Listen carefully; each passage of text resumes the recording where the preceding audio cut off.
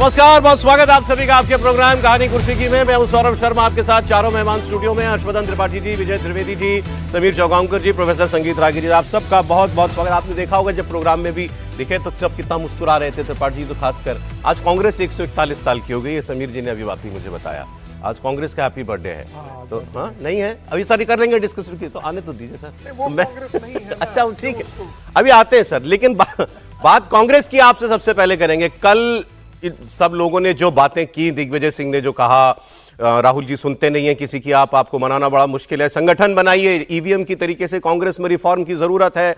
फिर उन्होंने तारीफ कर दी मोदी जी की फोटो लगा करके, आडवाणी जी के चरणों में बैठे हुए मोदी जी जमीन पर, ये फोटो। और उन्होंने कहा देखिए इनके ये संगठन की शक्ति बताता है कि कैसे एक आम कार्यकर्ता जो है, जो अपने नेता के पैरों में बैठता था, कभी वो एक प्रदेश का मुख्यमंत्री इतने लंबे समय तक रहा, फिर देश का प्रधानमंत्री इतने लंबे समय तक है। हंगामा मच गया कांग्रेस पार्टी के अंदर। कल CWC थी। अब दिग्विजय सिंह ने बाहर निकल के जो कहा वो सब मैं आपको दिखाऊंगा, लेकिन उन्होंने ये दावा किया कि मुझे जो कहना था मैंने CWC के अंदर कह दिया। क्या वाकई ये बातें जो उन्होंने ट्विटर पर, एक्स पर कहीं, दो अलग अलग पोस्ट में, क्या वो अंदर ये बात कह पाए होंगे? क्योंकि ये खबर आई तो नहीं। उन्होंने ये दावा किया है कि मुझे जो कहना था मैंने अंदर कह दिया, लेकिन बवाल तो वो अंदर जाने से पहले मचा चुके थे, सब कुछ पोस्ट करके। अब उसके बाद जैसे ही वो बाहर निकले हैं CWC के मीटिंग के बाद, कांग्रेस से दफ्तर से, मीडिया ने उनको घेर लिया। तो मैं आपको वो पहले वो तस्वीर दिखाता हूं कि वो दिग्विजय सिंह बाहर आए और सब तैयार खड़े थे। एक तरीके से मीडिया से एनकाउंटर हो गया दिग्विजय सिंह का, और उस वक्त वो कुछ कह नहीं पाए, बोल ही नहीं पा रहे थे। बार बार एक जगह रुके 5 सेकंड, फिर मीडिया, फिर चल पड़े तो फिर मीडिया पीछे। दिग्विजय जी, आपने राहुल गांधी पे सवाल उठाए क्या? आपने KC वेणुगोपाल पर सवाल उठाए क्या, क्योंकि वो संगठन महामंत्री हैं? आपने उन पे सवाल किए क्या? क्या आप प्रियंका जी को लीड रोल में लाना चाहते हैं? सारे तरीके के सवाल, लेकिन दिग्विजय सिंह से कोई जवाब देते नहीं बन रहा था। तो पहले आप जरा ये देखिए कैसे अपनी बातों पर घिरे और जवाब नहीं दे पा रहे थे, क्योंकि जो बोलना था तीखा तो बोल गए, उसको ओन नहीं कर पा रहे थे उन्हीं शब्दों में। सोशल मीडिया पर लिखना और माइक पे कहना, बड़ा फर्क है। देखिए आप जरा।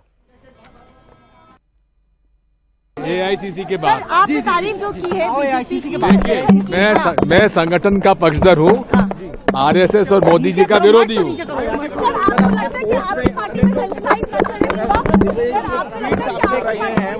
सवाल खड़े हो रहे हैं। ये पहले से लगातार आप कहते रहे हैं कि बट ऐसे रुक के बात एक जगह रुक के सर एक रिएक्शन, एक रुक कर बात कर ली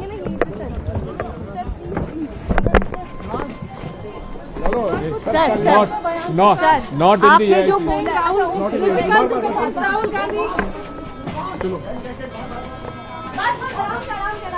सर आप बोल दीजिए। आपने तारीफ की है और तारीफ की है प्रधानमंत्री की। आपको गलत फहमी है। हाँ। मैंने तारीफ की है संगठन की। आपको लगता है कि आपकी पार्टी में मैं RSS और मोदी जी का घोर विरोधी हूँ।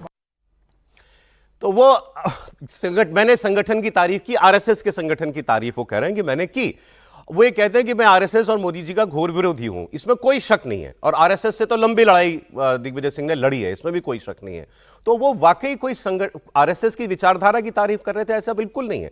लेकिन वो जो बात कह रहे थे बिल्कुल ठीक कह रहे थे, लेकिन दिक्कत है कि उस बात पर भी हंगामा हो गया। अब कांग्रेस पार्टी ने ऑफिशियली रिएक्ट किया इनकी बात पर, वो भी मैं आपको दिखाऊंगा। लेकिन ये तो हुई शाम दोपहर की बात, जब CWC खत्म हुई उसके बाद। तब तक वो समझ नहीं पाया, अचानक मीडिया आ गई सामने। फिर उन्होंने शाम को तसल्ली से सोचा होगा कि मैं अब इस पर बोलना तो मुझे पड़ेगा। तो फिर उन्होंने रिपोर्टर को बुलाया, ANI के रिपोर्टर को बुलाया, और जवाब उन्होंने तैयार किया हुआ था। फिर उन्होंने वहां पर तसल्ली बख्श जवाब दिया। अब उसमें वो कहते क्या हैं? उन्होंने कहा देखो, ऐसा एक संगठन RSS, जिसको मोदी जी ने कहा दुनिया का सबसे बड़ा NGO, लेकिन इसका कोई रजिस्ट्रेशन नहीं है, इसके कितने कार्यकर्ता हैं कोई नहीं जानता, कोई लिखा पढ़त नहीं होती RSS के स्वयंसेवकों की। उसके बावजूद उसकी इतनी ताकत है कि वो आज इतना पेनिट्रेट कर गया देश के अंदर कि प्रधानमंत्री RSS का स्वयंसेवक अपने आप को कहते हैं। तो मैं ये बात कहना चाह रहा था, तो अब वो सुनिए उनकी सफाई। मैं तो शुरू से इस बात को कहता रहा हूं कि राष्ट्रीय स्वयंसेवक संघ की विचारधारा का मैं विरोधी हूं, क्योंकि ये पूरे तरीके से न तो संविधान को मानते हैं, न देश के कानून को मानते हैं, और अपंजीकृत संस्था है जिस पर कोई कानून लागू नहीं होता। लेकिन उनकी संगठन क्षमता का मैं प्रशंसक इसलिए हूं कि एक ऐसी संस्था जिसका पंजीयन नहीं है, वो आज देश में इतनी शक्तिशाली हो गई कि देश के प्रधानमंत्री लाल किले से कहते हैं कि ये विश्व का सबसे बड़ा एनजीओ है। अरे भाई, एनजीओ है तो आपका नियम और कानून कहां चले गए? लेकिन इनकी संगठन क्षमता का मैं प्रशंसक हूं। मैं कई बार इस बात को कह चुका हूं कि कांग्रेस पार्टी मूवमेंट की पार्टी तो है और रहना भी चाहिए, क्योंकि हर विषय को मूवमेंट बनाने के लिए, हमें माहौल बनाने के लिए कांग्रेस पार्टी इस मामले में होशियार है। अच्छी तरह से मूवमेंट बन सकता है, बनाते और बनता है। लेकिन उस मूवमेंट को वोटों में परिवर्तित करना, उसमें हम कमजोर हो जाते हैं। दिग्विजय जी जो अंत में 4 शब्द बोले थे, वही मर्म था सारी बात का। उन्होंने उसको इतना लिपापोती करके बोला। वोट नहीं ला पा रही है कांग्रेस पार्टी। मूल बात यह है दिग्विजय सिंह की, जो अंत में उन्होंने कह दी। मूवमेंट चलाती है, अच्छा बनाती है, माहौल बनाती है, ये सब तो वो उनको कहना पड़ा। मूल बात, संगठन में जान नहीं रह गई है, वोट नहीं ला पाते हो, इतनी बात दिग्विजय सिंह कहना चाह रहे थे। अब इसके लिए सोशल मीडिया सब जगह उन्होंने कर लिया। भाई इतना थोड़ी ज्यादा तौर दे दीजिए, मैं कांग्रेस पार्टी को ऑफिशियल रिएक्शन भी दिखा देता हूं आपको इस पर, दिग्विजय सिंह की बात पर। सुनिए। जो फोटो उन्होंने साझा की जिसमें मोदी जी अडवाणी जी के पांव के पास बैठे हैं, फिर वो शायद दिग्विजय सिंह जी बताना भूल गए कि उसी मोदी ने अडवाणी जी के पांव भी खींच दिए थे। ये संघ में ही संभव है, ये हमारे यहां संभव नहीं है। और हमें गोडसेवादी संगठनों से गांधीवादी संगठन को कुछ सीखने को नहीं है। तो यही होता है। वो तो बहुत पुरानी कहावत है, निंदक नीरे राखिए, आंगन कुटी छवाए। हाँ, तो वही बात है। अब आप पवन खेड़ा जी ने 1 सेकंड में दिग्विजय सिंह का शशि थरूर बना दिया।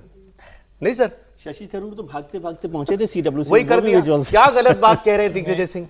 एक तो ये कि अभी विजय सर बताएंगे, हालांकि मैं नहीं, मुझे जानकारी है किस व्यवस्था के तहत शशि थरूर और दिग्विजय सिंह को अगल बगल कुर्सी मिली, विजय सर बताएंगे। अच्छा, ऐसा भी हुआ अंदर? देखिए ना, एक साथ बैठे हुए तो ये एक प्रश्न है। लेकिन मूल बात देखिए, कांग्रेस एक तो ठीक है, जब से वो बनी 1885 से लेकर आज तक उसका अपना एक अलग तरह का इतिहास रहा है, अलग अलग तरह के द्वंद्व रहे हैं, और हर तरह के लोगों की पार्टी से सिर्फ नेहरू जी, गांधी जी और फिर गांधी जी से भी इंदिरा जी ने तो इतना तोड़ा कि अब लोग भूल भी गए हैं कि ये कांग्रेस आई है, वो वाली है नहीं। खैर, उसको छोड़ देते हैं। अभी की अगर बात करें तो सिर्फ पवन खेड़ा और दिग्विजय सिंह को सुनिए। दिग्विजय सिंह जो कांग्रेस की चिंता कर रहे हैं, कांग्रेस की बात कर रहे हैं, जो कमियां है उसको गिना रहे हैं, दबे छिपे गिना रहे हैं, साहस करके थोड़ा सा बोल रहे हैं, ज्यादा नहीं बोल पा रहे हैं, जबकि उनके जीवन में तो बहुत कुछ बचा नहीं है। पुत्र के लिए भले वो चिंतित हो। पवन खेड़ा को जरा आप सोचिए, हाँ, पवन खेड़ा के लिए जरा सोचिए। वो कह रहे हैं कि दिग्विजय सिंह जी फलाना चीज नहीं बता रहे हैं, धमाका चीज नहीं बता रहे हैं। दिग्विजय सिंह जी की जब ताकत थी तो दिग्विजय सिंह जी ने तो उस पुस्तक का लोकार्पण कर दिया था, इस पे RSS 26/11 साजिश बता दिया गया। तो दिग्विजय सिंह तो उस हद तक वाले हैं जहां भी पवन खेड़ा जैसों को कई जन्म लेने पड़ेंगे वहां तक पहुंचने के लिए, और पवन खेड़ा को सिर्फ। लेकिन ये अंतर क्या है, इसको समझिए। पवन खेड़ा राहुल कांग्रेस के व्यक्ति हैं।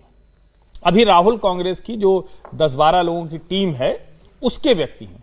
उनको लगता है कि किसी भी तरह से हमारे राजा, हमारे लीडर, हमारे नेता, उसके ऊपर कोई उंगली न उठाए।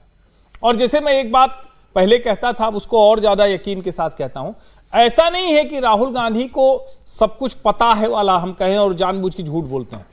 राहुल गांधी को लगता है कि यही है, मतलब ये दोनों का अंतर समझिए। राहुल गांधी को लगता है कि देश में बड़ी गड़बड़ हो रही है, संस्थाओं को तोड़ दिया जा रहा है, और उसको उनकी मंडली समझाने में उनको सच नहीं दिखाती, और वो सच देख पाने की क्षमता राजनीतिक व्यक्ति में होती है। चूंकि राहुल गांधी राजनीतिक व्यक्ति है नहीं, तो वो उसको देख नहीं पाते हैं। और इसीलिए जो दिग्विजय सिंह कह रहे हैं, जो घनघोर राजनीतिक व्यक्ति हैं, उनकी बात वो समझ नहीं पा रहे हैं। आप लाख कुछ कहें कि दिग्विजय सिंह के जाने के बाद सत्ता में नहीं आई, मध्य प्रदेश में ये हुआ वो हुआ, लेकिन वो व्यक्ति 10 साल तक मुख्यमंत्री रहा, देश में भी उसकी अपनी एक स्थिति थी, राजनीति वो बहुत अच्छे समझता है। और मध्य प्रदेश में अकेला नौजवान है, उनको आप बुढ़ा मत कहिए, अकेला नौजवान है। नर्मदा का पूरा वो पूरी परिक्रमा की, लड़ रहे थे जब उन्होंने प्रदर्शन किया था भोपाल में, तो पानी के बौछारे में सब हट गए। मूल बात, गलत क्या कहा इसमें? मतलब ठीक है, आपकी विरोधी पार्टी की बात वो कर रहे हैं, गलत क्या कह रहे हैं?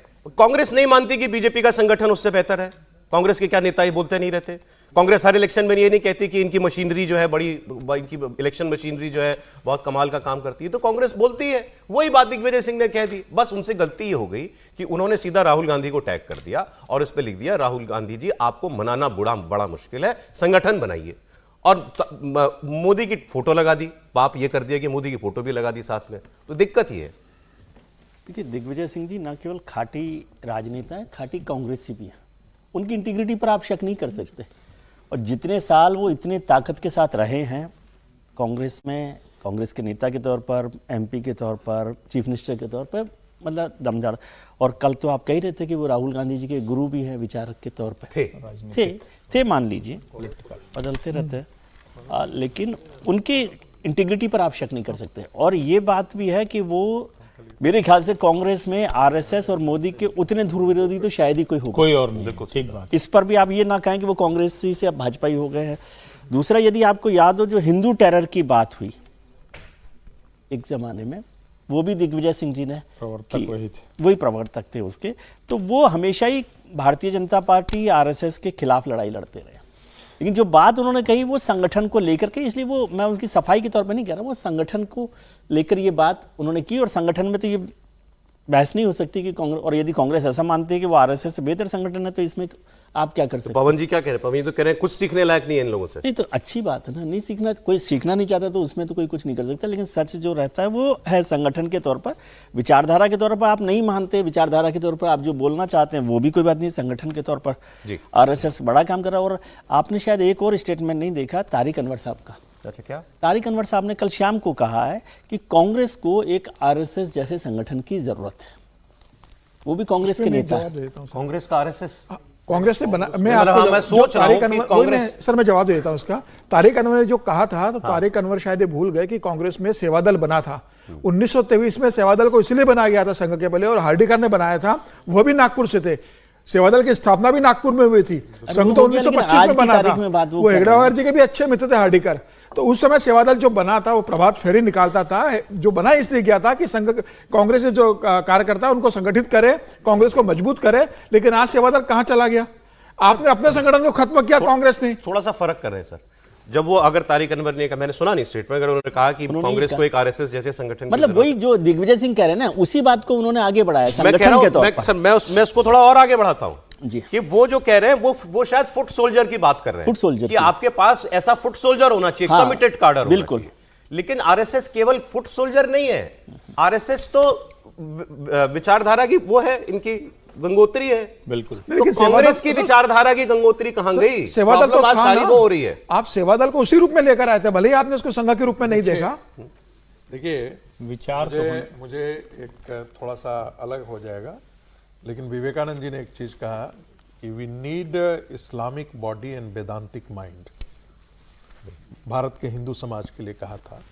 तो इसका मतलब ये नहीं था कि हिंदू मुस्लिम वो संबंधों को लेकर के बात कर रहे थे। वो कह रहे थे कि जो विजडम है वो तो हमारा स्पिरिचुअल सिविलाइजेशनल हिंदू होना चाहिए, लेकिन हमको इस्लाम की तरह अपने आप को संगठित भी रखना है। तो दिग्विजय सिंह वही बात कह रहे हैं। दिग्विजय सिंह ये बात इतनी ही कह रहे हैं कि भाई संगठन के तौर पर आपको चाहिए इस ढंग से। लेकिन क्या दिग्विजय सिंह ने, उनको पता नहीं है कि ये संभव कैसे हुआ है? राष्ट्रीय स्वयंसेवक संघ का कार्यकर्ता अपना पैसा खर्च करके, अपना समय दे करके, अपने खर्चे पर जाकर के सारे कार्यक्रमों में भाग लेता है। इनके लोग भाग लेने के लिए तैयार होंगे क्या? यदि यहां से चेन्नई में भी कोई संघ की बैठक होती है और संघ का कार्यकर्ता जाता है तो अपने जेब से पैसा निकाल करके जाता है, वहां रहने का खर्चा उठाता है। इनके चिपकने का क्या है? इनके जो लासा है, लासा का मतलब होता है, ये थोड़ा सा शुद्ध भ्रंश, लासा का मतलब होता है जो गोंद, जो चिपकने। सत्ता इनके लिए गोंद है। सत्ता नहीं है तो ये पानी की तरफ, जैसे मछली बगैर पानी के मर जाती है, वैसे ही स्थिति कांग्रेसियों की है। लेकिन क्या राष्ट्रीय स्वयंसेवक सत्ता के साथ काम किया है क्या? जब सत्ता नहीं थी तब भी उतना ही समर्पण, उससे ज्यादा समर्पण के साथ काम किया है। केरल में संघ का कार्यकर्ता अपनी जान दे रहा है। किसके लिए जान दे रहा है? अपने परिवार के लिए दान दिया है क्या? ऐसे ऐसे सैकड़ों आपको कार्यकर्ता मिल जाएंगे और प्रचारक मिल जाएंगे जो संभवतः हजारों के लाखों रुपए प्रतिमाह कमा सकते थे, 5-5, 10-10 लाख कमा सकते थे, लेकिन आज वो वनवासी सुदूर क्षेत्रों में काम कर रहे हैं। क्या प्रेरणा है उनके पीछे? कभी सोच सकता है क्या कोई? वही बात है। वो देश के लिए समर्पण है, वो विचार, वो साधना की डेडिकेशन आप भूमि कहां है। से लाओगे? और वो कहां से चिंता वो होनी चाहिए कांग्रेस की। सर थोड़ा मैं बता दूं, कल कांग्रेस कहां से लाएगी? कल सीडब्ल्यूसी में क्या हुआ, मैं वो भी आपको बता दीजिएगा। एक लाइन और मैं जोड़ देता हूं कि मतलब दिग्विजय सिंह जी पर हमने सब बात की, संगठन की बात की, लेकिन दिग्विजय सिंह जी को इतने भोला भी मत समझिए। सीडब्ल्यूसी की बैठक के पहले एक्सपर पोस्ट कर रहे हैं तो उनको संगठन की चिंता कोई नहीं, मैं तो कह रहा हूं अंदर बहुत धुलाई भी हो सकती है। हुई होगी, वो पूछा गया होगा कि आपने ये क्यों जवाब दिया, लेकिन सीडब्ल्यूसी की बैठक के पहले ये पोस्ट करना स्ट्रेटेजिक था, कोई ऐसा नहीं है। कल क्या हुआ सीडब्ल्यूसी में, देखिए आप, प्रियंका गांधी सीडब्ल्यूसी की मीटिंग में नहीं नजर आई, कहीं नजर नहीं आई हमने, क्योंकि वो तस्वीरें भी देखी हैं जिसमें सारे लोग, राहुल जी, सोनिया जी, खड़गे जी सब अंदर जा रहे हैं इंदिरा भवन के, कांग्रेस मुख्यालय के, लेकिन प्रियंका जी नहीं थी। प्रियंका जी ने अंदर जो हुआ उसको पोस्ट किया सोशल मीडिया पर, उन्होंने उसको डाला कि अंदर जो बातें की गई, लेकिन आप वो खुद कहां थी? यही प्रॉब्लम है कांग्रेस पार्टी का।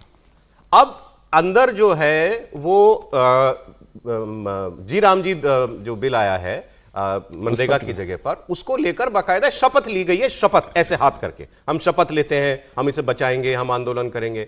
अब ऐसी इंपॉर्टेंट सीडब्ल्यूसी में प्रियंका जी नहीं थी, कभी राहुल जी नहीं होते हैं, तो ये अभी अभी तो हम बात कर रहे थे कार्यकर्ता की डेडिकेशन की, ये तो नेताओं की डेडिकेशन है। अच्छा, अब दूसरी खबर क्या चल रही है कि कांग्रेस में उनके लिए एक नया रोल तलाशा जा रहा है प्रियंका जी के लिए। हमने इस पर खूब बात की है, लेकिन आज मेरे पास कुछ स्पेसिफिक बात है आपको बताने के लिए। खबर यह है कि कुछ दिन पहले सोनिया गांधी के घर पर इस बात को लेकर एक मीटिंग भी हुई बाकायदा। इसमें मैं क्रेडिट भी दे देता हूं, आदेश रावल ने एक खबर दी थी, मैंने उनको सुना, और आदेश रावल जर्नलिस्ट है, मैं मानता हूं उनके पास कांग्रेस की अच्छी खबरें रहती हैं। तो उन्होंने बताया कि इसमें राहुल गांधी, खड़गे जी, केसी वेणुगोपाल ये शामिल थे, और कांग्रेस को देश में ईस्ट वेस्ट नॉर्थ साउथ के लिए वर्किंग प्रेसिडेंट बनाने पर विचार कर रही है कि हर देश के 4 हिस्सों के लिए 4 अलग अलग अध्यक्ष। सुन के अजीब लगता है, लेकिन कांग्रेस में कुछ भी हो सकता है। अब सुना है कि राहुल गांधी चाहते हैं कि प्रियंका उनकी तरह राजनीति में स्टेप बाय स्टेप आगे बढ़े, मतलब एकदम से ना आप उनको कमान दे दें या वर्किंग प्रेसिडेंट किसी एक हिस्से का ही चाहे। राहुल और प्रियंका का पार्टी में रोल भी अलग अलग है। राहुल मोदी सरकार को घेरते हैं, प्रियंका पार्टी के इंटरनल विवादों में, क्राइसिस मैनेजमेंट का वो सारा काम करती हैं। किसी ने तो ये भी कहा कि एक वर्ग है जो चाहता है कि प्रियंका जी आगे आए, मैंने सुना किसी को बोलते हुए कांग्रेस के नेता को, लेकिन उन्होंने कहा कि किसी में ये बात कहने की हिम्मत नहीं है। किसको? राहुल गांधी को नहीं, सोनिया गांधी। ये बात सोनिया गांधी को कौन कहे कि प्रियंका जी को आगे बढ़ने दीजिए। और फिर ये कि वर्किंग प्रेसिडेंट वाली, 4 वर्किंग प्रेसिडेंट वाली थ्योरी, कि इसमें एक प्रियंका जी हो जाए, लेकिन उसमें भी राहुल जी चाहते हैं कि भाई मैंने 20 साल लगा के यहां तक मैं आया हूं, आज मुझे अपना नेता मानते हो, तो मैंने एक सांसद से शुरुआत किया था, तो एकदम से ना सब कुछ दिया जाए किसी को। पाटिल जी, ये बड़ी चिंता की बात आप बता रहे हैं, और अगर कांग्रेस के भीतर ये चर्चा है कि राहुल गांधी ये कह रहे हैं कि Priyanka ji step by step चलें, तो कौन सा स्टेप होता है? मतलब स्टेप का कोई ये है कि अच्छा इतनी सीढ़ी चढ़ना है, सही में ऐसा स्टेप बाय स्टेप होता है क्या? और प्रियंका जी तो महासचिव रह चुकी हैं उत्तर प्रदेश के चुनाव के वक्त, वो और ज्योतिरादित्य सिंधिया आधा उत्तर प्रदेश के प्रभारी थे। प्रियंका जी तो राहुल जी से पहले से इलेक्शन मैनेजमेंट का काम देख रही हैं। अमेठी में देखा उन्होंने, रायबरेली में देखा। रायबरेली में तो किशोरी लाल जी शर्मा प्रतिनिधि थे, लेकिन प्रियंका गांधी ही थी जो कनेक्ट, एक तरह से कहें कि जो भी कनेक्ट करना होता था वो कॉन्टैक्ट पर्सन थी, तो वही थी। अब कौन सा स्टेप बाय स्टेप चलना है? क्या सचमुच राहुल गांधी का जो समूह है वो इस बात से घबराता है कि अगर प्रियंका एक बार ड्राइविंग सीट पर आ गई, लीडरशिप पोजीशन पर आ गई, तो राहुल धीरे धीरे इररिलेवेंट हो जाएंगे? क्या ऐसा डर लगने लगा है? क्योंकि बाकी तो ठीक है, आप ऑर्गेनाइजेशनल स्ट्रक्चर के लिए आप कुछ भी करें, नॉर्थ साउथ ईस्ट वेस्ट आप प्रेसिडेंट बना दें, कोई बहुत नई चीज नहीं हुई, क्योंकि वर्किंग प्रेसिडेंट से पहले प्रभारी महासचिव होते ही थे। उन प्रभारी महासचिवों के जिम्मे ऐसे ही राज्यों के काम हुआ करते थे, मोटा मोटा वही संरचना होती थी। जो महासचिव होते हैं उनके जिम्मे यही काम हुआ करते थे। एक जो सबसे ताकतवर महासचिव वो पूरा देश देखता था, जैसे अभी केसी वेणुगोपाल देखते हैं। लेकिन अगर ये वाली बात है तो ये मुझे चिंता में डालती है। और कब तक प्रियंका और उनके समर्थक जो, और चूंकि भाई बहन में प्रेम बहुत है, लेकिन इस प्रेम के बावजूद भी अगर हर बार प्रियंका को राहुल गांधी किसी न किसी रणनीति के तहत पीछे कर देते हैं, तो फिर ये मुझे लगता है कि थोड़ी इंटरनल जो जिसको कहें ना कि जो भयानक वाला संघर्ष है उसके। मुझे तो ये 4 वर्किंग प्रेसिडेंट वाली बात भी समझ में नहीं आई। अब Rahul Gandhi step by step की बात कर रहे हैं, तो जवाहरलाल नेहरू के बाद इंदिरा गांधी कौन से स्टेप बाय स्टेप कांग्रेस में आई, इंदिरा गांधी के बाद राजीव गांधी कौन से स्टेप बाय स्टेप आए, राजीव गांधी के बाद सोनिया गांधी कौन से स्टेप बाय स्टेप आई, Indira ji step by Sonia step आई थी, सर। कहाँ डायरेक्ट राजीव अध्यक्ष जी बनी नहीं है, आई, डायरेक्ट इंदिरा अध्यक्ष जी बनी इंदिरा जी है, नहीं आई। डायरेक्ट अध्यक्ष बनी है, अच्छा, एक नहीं जवाहरलाल नेहरू के बाद डायरेक्ट अध्यक्ष बनी है पहले कांग्रेस उन्होंने की वो। पहले उन्होंने अध्यक्ष नहीं, नेहरू वो जी तो के इतने- साथ यात्राओं पे जाना नहीं, वो शुरू किया, बेटी के रूप में फिर उसके आचार्य बाद हुई। उनको मंत्री बनाया। नहीं सर, सीधे अध्यक्ष बनी है पहले वो पार्टी प्रियंका गांधी क्या सीधे नहीं अध्यक्ष जाती बनी थी? हो। श्रीमती गांधी जहाँ भी कहा भी नेहरू के जाता है, रहते- नेहरू ने श्रीमती सीधा अठावन में गांधी अध्यक्ष बना दिया श्रीमती पार्टी का गांधी इंदिरा जहाँ गांधी जाती को। थी वहाँ प्रियंका को लेकर के और जाया करती सोनिया थी। गांधी ऐसा कौन से हुआ। स्टेप बाय आई है सर, राहुल गांधी कौन से स्टेप बाय स्टेप पार्टी के अंदर संगठन के अंदर बढ़े कि जमीन पे स्तर पर संगठन सीख रहे हैं, और वो जो प्रियंका गांधी से उम्मीद कर रहे हैं कि वो धीरे धीरे बढ़े। भाई 25 साल उसने इंतजार किया सांसद बनने के लिए, और कितना इंतजार करेगी राहुल गांधी। 2024 में वो सांसद बन रही है, जो 20 साल पहले प्रियंका गांधी को बननी प्रियंका जी चाहिए की था। चिंता है या राहुल जी को हटाने की जल्दी? नहीं, मुझे दोनों की चिंता है भाई, प्रियंका गांधी भी है, राहुल गांधी भी इसके अंदर है। दोनों लेकिन में से मुझे दोनों लगता की है कि चिंता नहीं है। सबसे बड़ी चिंता जो दिग्विजय सिंह ने कहा है संगठन की, वो केसी वेणुगोपाल को हटाने का जिक्र करा है उन्होंने। Yes. उन्होंने नाम नहीं लिया, लेकिन वो चाहते हैं कि केसी बात वही है। वो कहते हैं कि केसी वेणुगोपाल को आप हटाइए, संगठन के रूप में पूरी तरीके से फैल चुके हैं। उनको भी तो अरसा हो गया, कब से संगठन में और वही चला रहे आपने संगठन में क्या नया किया? कुछ नहीं किया। जहां से आप आते हो वहां पार्टी को डुबा रहे हो। केरल के अंदर बीजेपी अपना मेयर बना रही है, केरल के अंदर अभी आए कन्नूर के अंदर 6 के 6 बीजेपी के लोग कांग्रेस में चले गए, और उन्होंने वहां पर कांग्रेस का नेता बीजेपी में चले गए, बीजेपी का बन गया। तो केसी वेणुगोपाल को जब तक कांग्रेस हटाएगी नहीं, कांग्रेस के अच्छे दिन नहीं आने वाले। आप कुछ बोल रहे हैं, इस पर एक इंटरेस्टिंग चीज दिखाता हूं। मैं केवल इतना से बोल रहा हूं कि राहुल जी के लिए ये शक करना या ये शक पैदा करना कि वो प्रियंका को रोकना चाहते हैं, ऐसा नहीं है। वो जितना मैं समझता हूं, वो ये समझते हैं कि भाई ये ना लगे कल को कि फिर अब गांधी परिवार में फिर प्रियंका के पास परवाह करता है कौन गांधी परिवार? गांधी परिवार परवाह। देखिए राहुल जी ने तो नहीं लिया, नहीं आप ऐसे कुछ भी कह लें, लेकिन राहुल गांधी ने तो जब तय किया कि नहीं अध्यक्ष पद लूंगा तो नहीं लिया। फिर उन्होंने कहा कि गांधी सर, परिवार का हारने के अध्यक्ष बाद नहीं। छोड़ा, पद तो ले लिया था। हाँ, हारने के बाद छोड़ दिया ना। उसके बाद आप कह रहे थे कि नहीं वो तो बने ही रहेंगे, नहीं बने रहे वो। और प्रियंका गांधी के लिए वो समझते हैं कि एक बात कि भाई स्टेप बाय स्टेप का मतलब ये नहीं है कि वो उसको रोकना चाहते हैं, वो चाहते हैं कि एक तरीके से जैसे बढ़ना चाहिए गांधी परिवार का कोई मेंबर वहां पर आए। ये शक करना कि राहुल गांधी प्रियंका को रोकना चाहते हैं, ये साजिश को आप बंद कर दीजिए रोकना। मुझे जब ये सब बातें की जाती है ना, तो लगता है कि मतलब क्या ही टिप्पणी किया जाए। एक घर से माँ, बेटी, और बेटा तीनों संसद में चले जाते हैं। इससे ज्यादा शर्मनाक और कोई बात हो सकती है क्या? और कोई राज्यसभा में जाने लायक नहीं था क्या? और कोई टिकट के दावेदार नहीं हो सकता था क्या? और गांधी पे राजीव गांधी जब आए थे तो क्या एकाएक जनरल सेक्रेटरी उनको बना दिया गया था? कौन सा उनका ऐसा था स्टेप बाय स्टेप? और पूरा तो सुधार कर रहे हैं इसमें क्या? अब राहुल गांधी राजीव गांधी का इसका बीज तो 16 फरवरी 1930 को रखा गया था, जब पंडित मोतीलाल नेहरू ने महात्मा गांधी को पत्र लिख करके कहा कि मेरे बाद मेरे बेटे को आप कांग्रेस का प्रेसिडेंट बनाइए। तो बीजारोपण तो वहीं हुआ था, जब पंडित बने भी थे पिता पुत्र। बैक टू बैक मैं वही तो मैं उसी चीज का मैं जिक्र कर रहा हूं। उसके बाद यहां पर कौन कीजिए, नेहरू कितने समय अध्यक्ष रहे? नहीं सब बातों को करना चाहिए, फैक्ट्स। जब आप तो विद्वान आदमी हैं, सर फैक्ट्स को भी रखना चाहिए। सर मैं तो, और यदि उसकी कलई खोली जाएगी तो बहुत सारी चीजें। कलई थोड़ी होती है, फैक्ट्स को फैक्ट्स की तरह से रखते हैं। फैक्ट्स को फैक्ट्स नहीं, फिर तो कलई खोली जाएगी ना। खोलिए। जो इतने डॉक्यूमेंट्स को अब तक बंद करके रखा गया है, उस डॉक्यूमेंट्स को लेकर के आने की बात की जाएगी। सरकार का जवाब भी देखिए सर, आप थोड़ा सब चीजें पढ़ा कीजिए। लेकिन आते हैं यहाँ लौट आते हैं सर यहाँ लौट आते हैं। एक लाइन बोलने दीजिए विद्वानों के बीच में, हम लोग भी थोड़ा सा। राहुल गांधी वायनाड छोड़कर रायबरेली आते हैं, फिर भी ये कोई बताने की बात है कि संदेह करना है? संदेह नहीं करना है।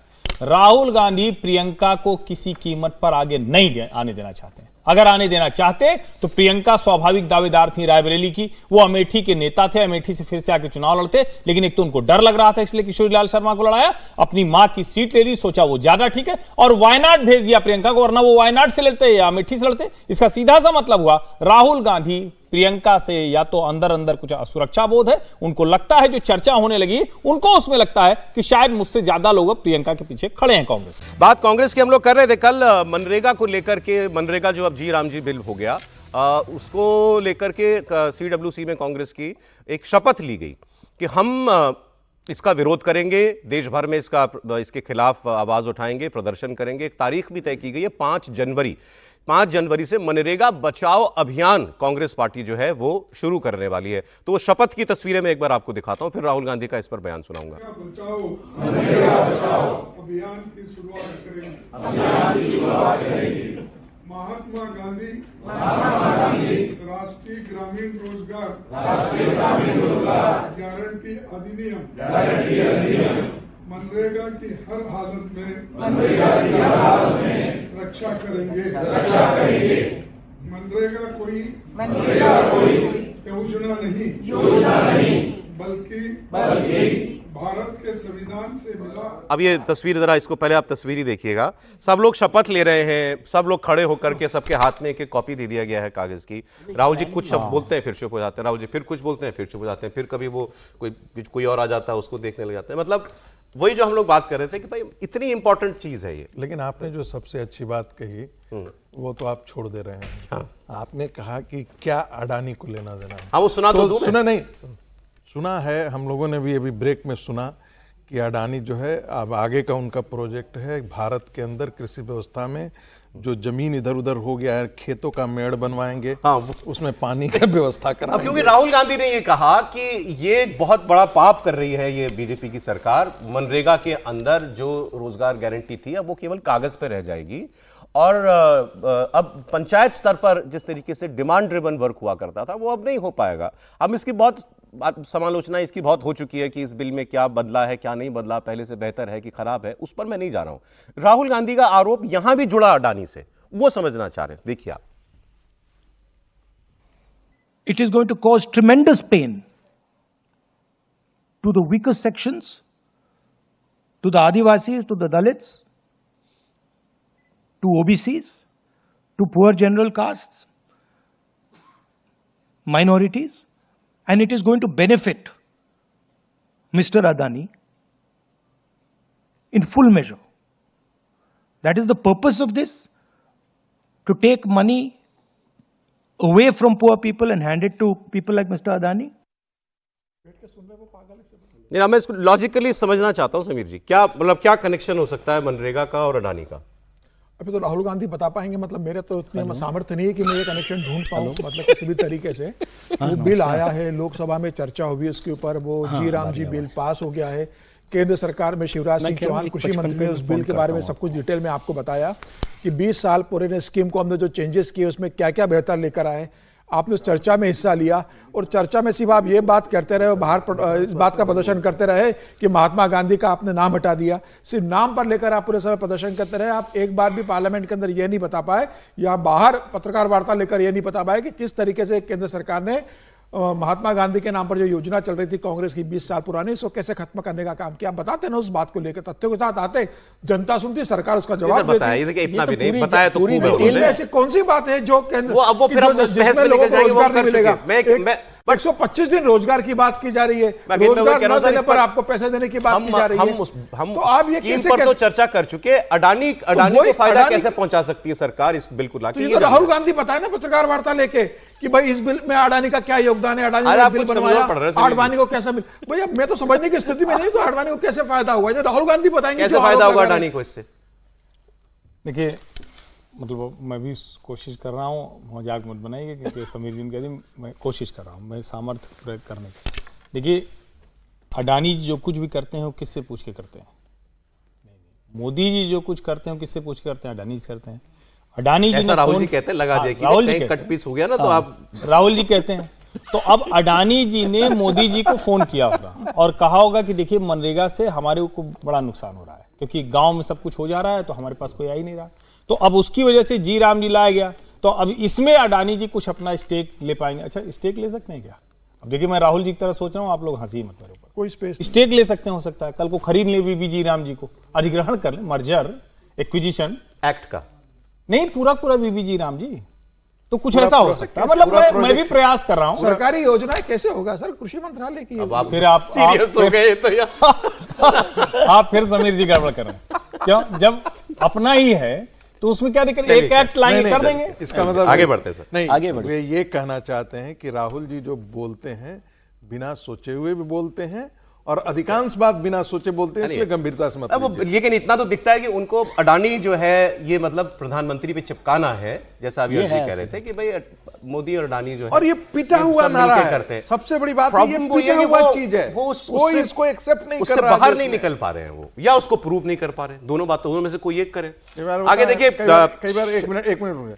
कई बार हम लोग भांग खाते हैं ना, अरे सर, तो वो कई बार वो चढ़ता है ना, तो नहीं, फिर नहीं, एक ही नहीं, लाइन बार बार रिपीट हम लोग करते ऐसा रहते भी हैं। मत कहिए, ऐसा मत। तो वो जो अडानी चलिए का आगे जो बढ़ते हैं। नशा है ना, आगे बढ़ते हैं। वो शशि थरूर जी ने फिर एक ऐसा स्टेटमेंट दिया जिससे वो अपनी ही पार्टी के निशाने पर हैं। वो अक्सर कई बातें ऐसी कह चुके हैं। अब उन्होंने इस बार ये कहा कि विदेश नीति किसी पार्टी की नहीं होती, विदेश नीति देश की होती है। और अगर कोई व्यक्ति अपने प्रधानमंत्री की हार पर खुशी मनाता है तो वो वाकई भारत की हार पर जश्न मना रहा होता है। ये उन्होंने कहा कि मान लीजिए साहब, जैसे मतलब ट्रेड वॉर चल रही है, अमेरिका ने आप पे टैरिफ लगा दिया, तो कोई खुश हो इस बात पे कि मोदी पिट गया या ट्रंप से मोदी जवाब नहीं दे पाए, मान लो कोई ऐसी बात कहता है और कोई उस पर खुश हो, तो थरूर ने कहा कि ये देश का मामला है और विदेश नीति का मामला है। विदेश नीतियां तो इन कंटिन्यूम चलती हैं, एक सरकार से दूसरी सरकार को बेटन हैंडओवर होता है। कोई हर सरकार आती ही विदेश नीति नहीं बदल देती है। तो आपके प्रधानमंत्री, अगर मान लीजिए कहीं कोई ऐसी बात है कि प्रधानमंत्री का कोई इनिशिएटिव जो है वो काम नहीं किया, कुछ भी हो गया, तो खुश मत हुई, फिर इसका मतलब आप देश की हार पे खुश हो रहे हैं। तो मैंने देखा बयान इस पे आए, इनके सांसद, पूर्व सांसद हैं हनुमंत राव जी, सीनियर आदमी है, आंध्र प्रदेश से आते हैं, मंत्री रहे। हाँ, तो उन्होंने कुछ बोला। एक भक्त चरण दास जी हैं, उनको मैंने देखा, वो उड़ीसा के प्रदेश अध्यक्ष हैं, वो एक बार बिहार के भी वो रह चुके हैं, प्रभारी वगैरह, सीनियर आदमी वो भी। उन्होंने तो कह दिया कि ये चाटुकारिता कर रहे हैं, चाटुकारों की तरह बात करते हैं ये शशि थरूर। और हनुमंत राव कह रहे हैं कि अब इसमें धमकी भी थी और अपना बड़प्पन भी दिखाने की कोशिश की। कांग्रेस पार्टी है, यहां तो सब बोल सकते हैं, किसी और पार्टी में होते तब तक निकाल दिए गए होते। हमारे पर मोर डेमोक्रेसी सभी बोलते रहते हैं, हमारे पास का जैसा है क्या कर, दूसरी जगह कुछ बोले तो इमीडिएट एक्शन लेते, हमारे पास लेते मोर डेमोक्रेसी है तो बोले उनका एक सोचूंगा, मगर पार्टी का सोच नहीं है। मैं बोल रहा हूँ प्रधानमंत्री जब एक सुई भी तैयार नहीं होता था हिंदुस्तान में, आजादी के बाद जब प्राइम मिनिस्टर बना, देश को पंचवर्ष प्रणाली का बनाया, डैम बनाया, पूरा BHEL जैसा इंडस्ट्री से आए, अब उनको भी अपमान कर रहे हैं। और आखिरी में जाति पिता कौन बोले, सुभाष चंद्र बोस बोला, उस वक्त तो उनका सोचना अलग था, इनका सोच, उन्होंने तो बराबर सिपाहियों को तैयार करना, ब्रिटिश से लड़ना बोला, इन्होंने बोला नहीं अहिंसा से मैं जाति पिता बोले, सो वाले को भी अपमान कर रहे ना जी। अब वो ये कह रहे हैं कि जब बीजेपी नेहरू जी का अपमान करती है तब थरूर जी कुछ क्यों नहीं बोलते। मगर बात में अगर लॉजिक है, इसको एक्सेप्ट करने में प्रॉब्लम क्या है? बात वो यही बात हम दिग्विजय सिंह की जी के लिए कह रहे थे, यही हम थरूर जी के लिए कह रहे हैं। सर बिल्कुल ठीक बात है। ये कल उन्होंने पोस्ट किया था, तब भी उन्होंने कहा कि ये शशि थरूर बिल्कुल ठीक बात इस तरह से कर रहे हैं कि भी विदेश नीति, और ये हम बार बार चर्चा कर, जब ऑपरेशन सिंदूर के दौरान भी ये चर्चा हो रही थी फौज को लेकर कि कितने जहाज गिराए गए, राफेल कितने गिरे नहीं गिरे, तो विदेश नीति और फौज को देश के साथ जोड़कर रखना चाहिए। और उसमें यदि कोई नुकसान हो रहा है तो वो हम सबका नुकसान है, यदि हार भी है तो भी या जीत भी है जो भी, तो उसको विदेश नीति को और भारत के, ये शशि थरूर जी ने बहुत स्पेसिफिक तरीके से कह दिया कि प्रधानमंत्री की हार कौन, प्रधानमंत्री भी देश के प्रधानमंत्री है ना, देश ही है सर, तो देश ही है, देश को रिप्रेजेंट कर रहे हैं, तो वो बात ठीक है। लेकिन अब शशि थरूर बोलते, शशि थरूर से कांग्रेस परेशान हो गई है, तो निकाल दे। नहीं तो वो कह रहे खुद क्यों नहीं जा रहे हैं आप, जब आपको इतनी पसंद नहीं है पार्टी। अब वो चाहते हैं कि भाई मैं MP भी बना रहा हूँ और बोलता भी रहूं। लेकिन कल का उनका शॉट बहुत अच्छा है, आपने पता नहीं देखा कि नहीं देखा, CWC में वो लेट हो गए थे तो भागते दौड़ते गए हैं। और वो विदेश नीति के पार्लियामेंट्री स्टैंडिंग कमेटी में कांग्रेस की तरफ से चेयरमैन भी हैं। ये तो करियर डिप्लोमेट हैं, तो उनकी बात। एक तस्वीर आपको और दिखा देता हूं, चलिए बस फिर आगे हम लोग SIR की बात करेंगे, बड़ी खबर है उसमें भी। कल जब ये कांग्रेस की CWC चल रही थी तो बाहर कुछ लोग प्रोटेस्ट कर रहे थे, मांग कर रहे थे रादर। ये देखिए तस्वीर इंदिरा भवन के बाहर की है। ये क्या मांग रहे थे मालूम है आपको? ये मांग रहे थे कर्नाटक के लिए दलित मुख्यमंत्री।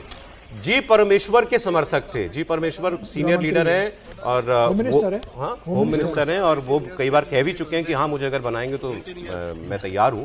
उनको मुख्यमंत्री बनाने की मांग को लेकर लोग वहां पर पहुंचे हुए थे। तो कर्नाटक का झगड़ा तो अब बिल्कुल जो है रोड पर है, अब तो लिटरली रोड पर है।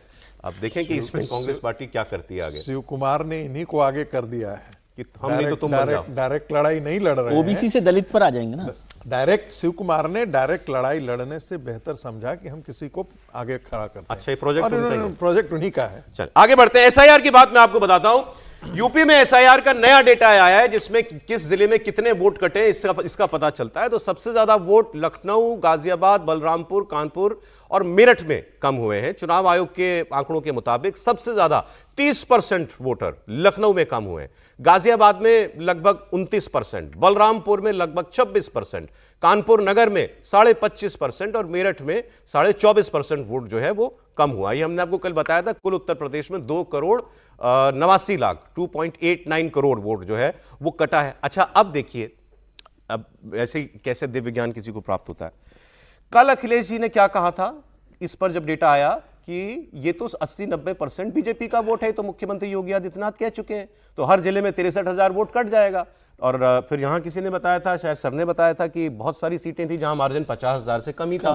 तो अखिलेश जी ने कहा इस बार दहाई का आंकड़ा बीजेपी पार नहीं करेगी 2027 के असेंबली इलेक्शन के अंदर। तो कल तो वो इस पर खुश थे। अब आज उन्होंने नया एंगल उठा दिया। आज उन्होंने ये कहा कि भाई ये बताओ, मुख्यमंत्री ने तो 4 करोड़ कहे थे, ये 2.89 करोड़ कैसे रह गया? इसका मतलब किसी ने 1 करोड़ से ज्यादा वोट जुड़वा दिया। तो वो वोट जुड़ा कैसे? आपसे कल नहीं बोली बात, ये आज बोल रहे हैं। डेटा वही है, कोई नया डेटा नहीं आया कल से हाथ में। आज वो कह रहे हैं कि ये 1 करोड़ से ज्यादा वोटर कहां से आ गया? किसी ने देखा लाइनों में लगते हुए लोगों को फॉर्म भरवाते हुए? अपना नया वोट बनवाने के लिए एक फॉर्म लगता है, कहीं किसी सीसीटीवी में दिखा कि भीड़ की भीड़ आ रही है कि हमारा वोट बनना है, हमारा वोट बनना, हमने तो नहीं देखा। तो वो पूछ रहे हैं कि ये किसके कर कमलों द्वारा हुआ है? वो चुनाव आयोग को कह रहे हैं। त्रिपाठी जी, देखिए, उसी कर कमल के द्वारा हुआ है जिस कर कमल के द्वारा अखिलेश जी ने एसआईआर का फॉर्म बीएलओ के साथ भरा था। यानी जिसका वोट है उसी के कर कमलों के द्वारा ये हो रहा है। और सचमुच ये बड़ा विचित्र सा दिखा कि कल तो कह रहे थे कि सब ठीक हो गया, 61,000 हर कॉन्स्टिट्यूंसी में कट गए, तो अब तो भाजपा हार जाएगी। और हार क्या जाएगी, अब तो फिर एकदम ही खत्म हो जाएगी।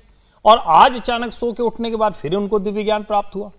अब दरअसल सुबह तक में हुआ क्या होगा, कई लोगों ने कहा होगा कि अरे आपने तो ये कह दिया, अरे आपने तो एक तरह से सही ठहरा दिया एसआईआर को, अरे चुनाव आयोग ने तो बड़ा अच्छा काम कर दिया, ये अखिलेश यादव ने मुहर लगा दी, पहले बीएलओ के साथ होकर के कर चुके हैं। फिर उनको लगा हो क्या ऐसे हमको करना चाहिए? अरे नहीं, अभी 27 में चुनाव है, कुछ तो बहाना भी खोजना चाहिए। तो फिर उन्होंने लंबा चौड़ा लिख डाला है किसके कर कमल से सीसीटीवी लगा कि नहीं। अब क्या सीसीटीवी लगता है? अरे भाई, आप हर बार थोड़ा बोलते वक्त सोचिए, यहां जो भी जहां जा रहा है वो तो बीएलओ अपने बूथ पे जा रहा है, तो वहां सीसीटीवी थोड़ी ना लगा हुआ। तो यहां तो लोग खुद ही कर रहे हैं। वोट कटने का हर्ष था, जुड़ने का दुख है। प्रॉब्लम ये है नहीं, अभी भी कुछ जुड़ा कहां है जिसको कह रहे हैं? मुझे लगता है कि अखिलेश यादव को एसआईआर में कहीं से कोई कमी नहीं निकल पा रही है, वो निकाल नहीं पा रहे, इसलिए व्यंग का वो सहारा ले रहे हैं। क्योंकि तथ्य होता तो वो आंकड़ों के साथ आते। अच्छा सर, एक बंगाल से भी एसआईआर से जुड़ी खबर है। अभिषेक बनर्जी जो सांसद भी हैं और पार्टी के नंबर 2 हैं, ममता जी के भतीजे हैं, उन्होंने ये कहा कि देश भर में जहां जहां एसआईआर हुआ सबसे कम वोट बंगाल में कटा, 58 लाख ना सर? 58 लाख। तो उन्होंने कहा कि आप तो कह रहे थे करोड़ों वोट कटेगा, बताया जा रहा था घुसपैठिए, रोहिंग्या, बांग्लादेशी, जाने क्या क्या, तो कहां गए सारे के सारे? सबसे कम वोट बंगाल में क्यों कटा है? देखिए, সব থেকে কম ভোটার বাংলায় বাদ গেছে। এটা আমার ডেটা নয়, এটা মমতা বন্দ্যোপাধ্যায়ের সরকারের ডেটা নয়, এটা তৃণমূলের ডেটা নয়, এটা জাগো বাংলার ডেটা নয়, এই ডেটা ইলেকশন কমিশনের ডেটা। लेकिन वो बात तो वो ठीक कह रहे हैं, उसमें गलत नहीं। वो कह रहे हैं कि अभी जितना कटा है वो 58 लाख ही है, लेकिन 1,63,00,000 वोट लोग जो हैं वो अभी डाउटफुल कैटेगरी में है, उनके कागज जो है चेक होने हैं अभी। ये बात वो नहीं बता रहे। बर्थ सर्टिफिकेट मांगा गया है 2011 के बाद से, कास्ट सर्टिफिकेट के बारे में मांगा गया है, डिटेल मांगा गया है, और उनको नोटिस दिया गया है। वो इलेक्शन ऑफिसर है, जो चीफ इलेक्शन ऑफिसर या जाके है, उनके पास आकर के वो डॉक्यूमेंट देंगे, वेरीफाई कराएंगे। एक ढंग से आप कह दीजिए तो इलेक्शन कमीशन ये सुनिश्चित करना चाहता है कि बंगाल के अंदर जो वोटर के लिए जो एप्लीकेशन दिया गया है वो वाकई वहां का नागरिक है अथवा नहीं नागरिक है। अभी काम होना, मतलब मेजर काम तो भी होना है। चलिए, एक बयान लेकिन टीएमसी के एक बहुत सीनियर आदमी है सौगत राय, उनका आया, जिस पर विवाद भी खूब हो रहा है और समझना भी हमें चाहिए कि वो कहना क्या चाह रहे थे। सौगत राय ने कहा कि ममता बनर्जी सिर्फ बंगाल में नहीं, वो बांग्लादेश में भी लोकप्रिय है। सुनिएगा। फिर उन्होंने कहा कि केवल बंगाल के लोग ही नहीं, बांग्लादेश के लोग भी उन पर भरोसा करते हैं कि वो माइनॉरिटी के साथ कुछ गलत नहीं होने देंगी। सुना दी। ममता बनर्जी पश्चिम बंगाल का चीफ मिनिस्टर है, लेकिन बांग्लादेश के लोग भी उन पर भरोसा करते हैं कि वो बचाएंगे माइनॉरिटी। सर क्या मतलब हुआ इस बात का कि बांग्लादेश के लोगों को भरोसा है कि यहाँ कुछ गलत नहीं होने देंगे ममता जी? सर ने मैंने उन्होंने बोल दिया कि संदर्भों को लेकर, माइनॉरिटी वोट को लेकर उन्होंने अपनी बात कही। कोई माइनॉरिटी वोट में भरोसा है ममता जी का? ये एसआईआर के संबंध में बोल रहे थे जितना मैं जानता हूं। हाँ, तो ये तो बात ऐसा- हो रही है कि ममता जी किसी को बांग्लादेश नहीं जाने नहीं देंगी। भेजने देंगी। वो उन्होंने पहले भी कहा कि मैं, ममता जी ने तो खुद ने दम ठोक कर कहा कि मैं किसी को बाहर नहीं जाने दूंगी। बांग्लादेश जाने देंगे कि नहीं जाने देंगे ये तो खैर नहीं, तो ममता जी के क्षेत्राधिकार में है, और वैसे कौन सी सरकार कर ही रही है। तो वो जो लोग खुद बॉर्डर की तरफ भागे थे एसआईआर के बाद, तो उनको रोक भी लेती, क्यों जा रहे हो तुम? जो खुद कह रहे थे कि हम बांग्लादेशी हैं, उनको भी रोक लेना चाहिए था फिर।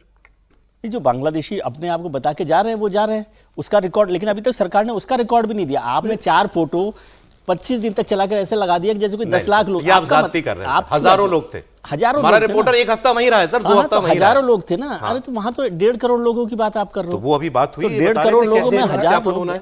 और बांग्लादेश में, बांग्लादेशी तो देश भर में है ही, इसमें कोई शक ही नहीं है ना। तो फिर ये मैं पॉलिटिक्स समझना चाह रहा हूं। स्वागत राव ये मैसेज देना चाह रहे थे कि बांग्लादेश के लोगों को भी मालूम है ममता बनर्जी किसी को बांग्लादेशी बता के यहां से नहीं जाने देंगे। ये बात क्यों नहीं जाने देंगे? मेरा सवाल ये है, बांग्लादेशी है तो जाएगा। सर स्वागत राय ने अधूरा बोला, सिर्फ बांग्लादेश का जिक्र नहीं करना था, उनको यह भी कहना था कि ममता बनर्जी पाकिस्तान में भी उतनी ही लोकप्रिय है, क्योंकि पाकिस्तान की जनता भी जानती है कि किसी भी मुसलमान को ममता बनर्जी बंगाल से बाहर नहीं जाने देगी, घुसपैठियों को।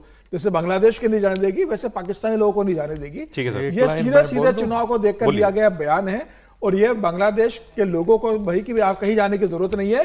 आपका 11 साल में हमने जो एक इंडस्ट्री खड़ी की थी कि आपका आधार कार्ड बनवाएंगे, आपका राशन कार्ड बनवाएंगे, आपको बांग्लादेश के घुसपैठियों को बंगाल की नागरिकता देंगे, उस क्रम को हम चुनाव जीतने के बाद कंटिन्यू। वो मेरे पास उसके बाद पूरी डिटेल खबर है, ये नेक्सस कैसे काम करता है आगे बताऊंगा। हाँ, बांग्लादेश के हिंदुओं को ये सोचना चाहिए कि कहीं ममता बनर्जी यदि आने वाले दिनों में वोट कर दें तो कहीं पश्चिम बंगाल को बांग्लादेश न बना दें। ये ज्यादा खतरा है उनके लिए। जिस प्रकार से सीमावर्ती क्षेत्रों के अंदर जिस प्रकार से दंगे और जिस प्रकार से हिंसा हुए हैं हिंदुओं के खिलाफ, जी सर, वो उसी बात का संकेत है, और वहां के हिंदुओं को इस बात की चिंता करनी चाहिए। एक कंट्रोवर्सी खड़ी हुई है, अब वजह क्या है ये अभी सर लोग बता देंगे। बाबा बागेश्वर, पंडित धीरेन्द्र शास्त्री जी, बागेश्वर धाम वाले, उनके और कांग्रेस पार्टी के एक पूर्व मुख्यमंत्री और सीनियर नेता भूपेश बघेल, इनके बीच में कुछ चल रहा है। और भूपेश बघेल ने, कल मैंने देखा लंबा चौड़ा उनका बयान था मीडिया में कि ये तो बीजेपी के एजेंट हैं और ये कोई धार्मिक पुरुष थोड़ी हैं। हमारे यहाँ छत्तीसगढ़ में बड़े बड़े महापुरुष हैं, आए उनके साथ जरा शास्त्रार्थ करके देख लें, हमें पता लगे कि कितना इनको धार्मिक ज्ञान है, ये हमको पता लगे।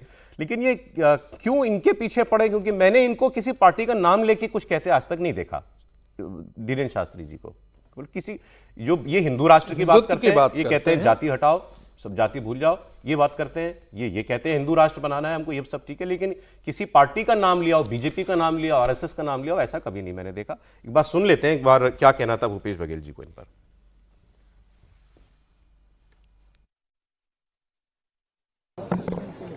भागवताचार्य नहीं है ना, वो भारतीय जनता पार्टी प्रचारक है, और इसीलिए उनको शासकीय हवाई जहाज मिलता है, उसी कारण से उसको प्रोटोकॉल मिल रहा है, और प्रचार अभी तक वही करते रहे हैं। तो ये भारतीय जनता पार्टी इस प्रकार से बहुत लोगों को चुपचाप मदद करती रही है, लेकिन अब ये खुलेआम हो रहा है और शासकीय धन का दुरुपयोग हो रहा है अपने पार्टी के प्रचार के लिए। हमारा ये देश ऋषि मुनियों का देश है, प्राचीन समय से ही, और ऋषि मुनियों का सम्मान होते आया है। और आज अगर बागेश्वर धाम के पीठाधीश्वर को अगर वो बीजेपी के एजेंट कह रहे हैं तो ये सनातन का अपमान है और बागेश्वर धाम का अपमान है। तो ये क्या समीर जी, क्या कहानी है? धीरेन्द्र शास्त्री के पीछे क्यों पड़े हैं कांग्रेस के लोग?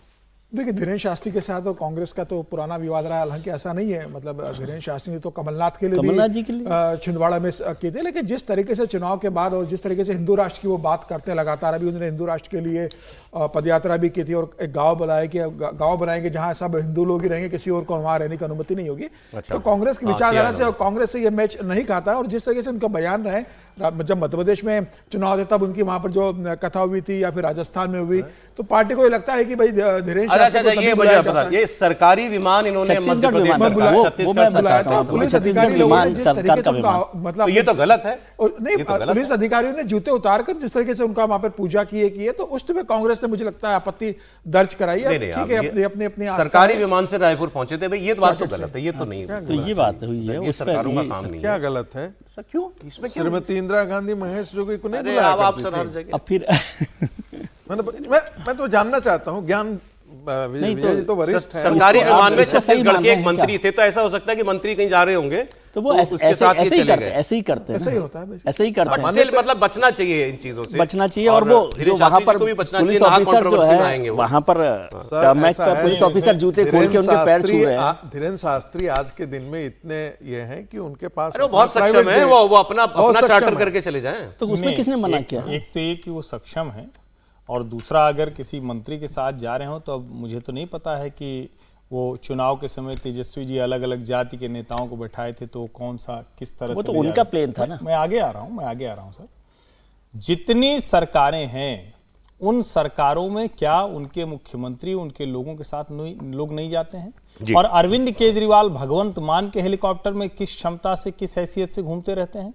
जब सोनिया जी किसी भी ऐसे कांग्रेस शासित राज्य के मुख्यमंत्री के साथ जाती हैं तो किस क्षमता से जाती हैं? तो ये भी सवाल बीच में होना है। सारा सवाल सिर्फ भगवा पहने हैं उसी से कर रहे हैं। कुछ लोगों ने कहा कि आप जब जाते हैं ब्रेक पर तो कोई अच्छी चीज, कोई अनूठी चीज कुछ दिखाते जाए। एक अच्छी तस्वीर मिली आपको ब्रेक पर जाते जाते, आप देखिए उसको।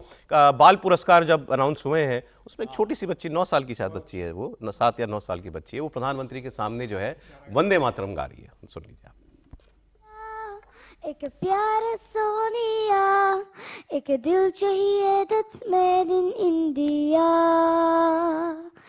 देखी है सारी दुनिया, जापान से लेके रशिया, ऑस्ट्रेलिया से लेके अमेरिका।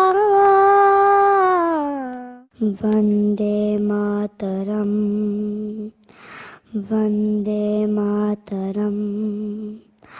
जहाँ वह सारा चाहते खिलिया है, कहीं भी तेरे जैसा कोई नहीं है। 80 नहीं 100 दिन दुनिया घुमा है, नहीं कहे तेरे जैसा कोई नहीं। मैं गया जहाँ भी बस तेरी याद थी, जो मेरे साथ थी। आइए अब आपको जरा पाकिस्तान का कुछ हाल बता देते हैं। सच जुबान पे आ ही जाता है, कुछ भी कर लो आ जाता है। अभी पाकिस्तान की खूबी है ये, और एक खूबी है उसकी कि वो अपनी हर हार को अपनी जनता के सामने जीत के तौर पर पेश कर देता है। जनता की आंखें खुलती हैं, जैसे 48 में क्या हुआ, 65 में क्या हुआ, 71 में क्या हुआ, ये हर 10 साल के बाद लोगों को पता चल जाता है। अभी ऑपरेशन सिंदूर को लेकर उनके देश में कुछ लोग मानते हैं कि भाई हमने कुछ कमाल कर दिया था, तो वो धीरे धीरे, अब तो इंटरनेट का युग है, तो धीरे धीरे वो भी आंखें कुछ एक महीनों में खुल जाएंगी। और लेकिन अब जो जरदारी साहब ने बोल दिया, उसके बाद तो मुझे लगता है पाकिस्तानियों का सारा राह शक दूर हो गया होगा। अब कर तो रहे थे वो बड़ाई अपनी कि मैं बड़ा बहादुर हूं, राष्ट्रपति हैं ये आसिफ अली जरदारी, बेनजीर, शहीद बेनजीर भुट्टो कहते हैं उनकी वाइफ को, वहां पे पूर्व प्राइम मिनिस्टर थी वो, और ये उनके बेटे हैं बिलावल भुट्टो। ये पार्टी के चेयरमैन है बिलावल भुट्टो हैं, पहले मंत्री भी थे अभी कुछ 1 साल पहले तक, अब नहीं है। ये डील हुई है इनकी और शरीफ फैमिली की, 2 खानदान है, ये खानदान ही चलाते हैं वहाँ। तो इन दोनों खानदानों में एक डील है कि प्राइम मिनिस्टर हमारा, राष्ट्रपति तुम्हारा, क्योंकि अभी उनको पास ज़्यादा सांसद हैं। तो ये कह रहे थे कि वहाँ एक प्रॉब्लम नेताओं की ये हो गई है कि हर भाषण में किसी तरह आसिम मुनीर की तारीफ करनी है, नहीं तो नौकरी चली जाएगी। ये हो सकता है वो और भी कुछ करता हो। तो आसिम मुनीर की तारीफ में और अपनी बहादुरी में किससे ये बता रहे थे कि मैं जब जंग चल रही थी भारत से, तो मेरे पास आया एक आदमी, उसने मुझे कहा सर आपको बंकर में चलना पड़ेगा। अच्छा, ऐसी बातें रिवील भी नहीं करता आमतौर पे कोई, लेकिन क्योंकि इनको शेखी भगारनी थी तो उन्होंने बोल दिया कि मुझे मेरे पास आया था ये कहने के लिए, कोई सिपाही कोई आया होगा सीनियर अफसर, कि आपको सर बंकर में चलना है, इंडिया मिसाइलें मार रहा है और हमारे वहाँ पहुँच रही हैं, एयर बेसिस पे पहुँच रही हैं, तो आप तक तो पहुँच ही जाएगी, चलो बंकर में। तो उन्होंने कहा लेकिन मैं नहीं गया।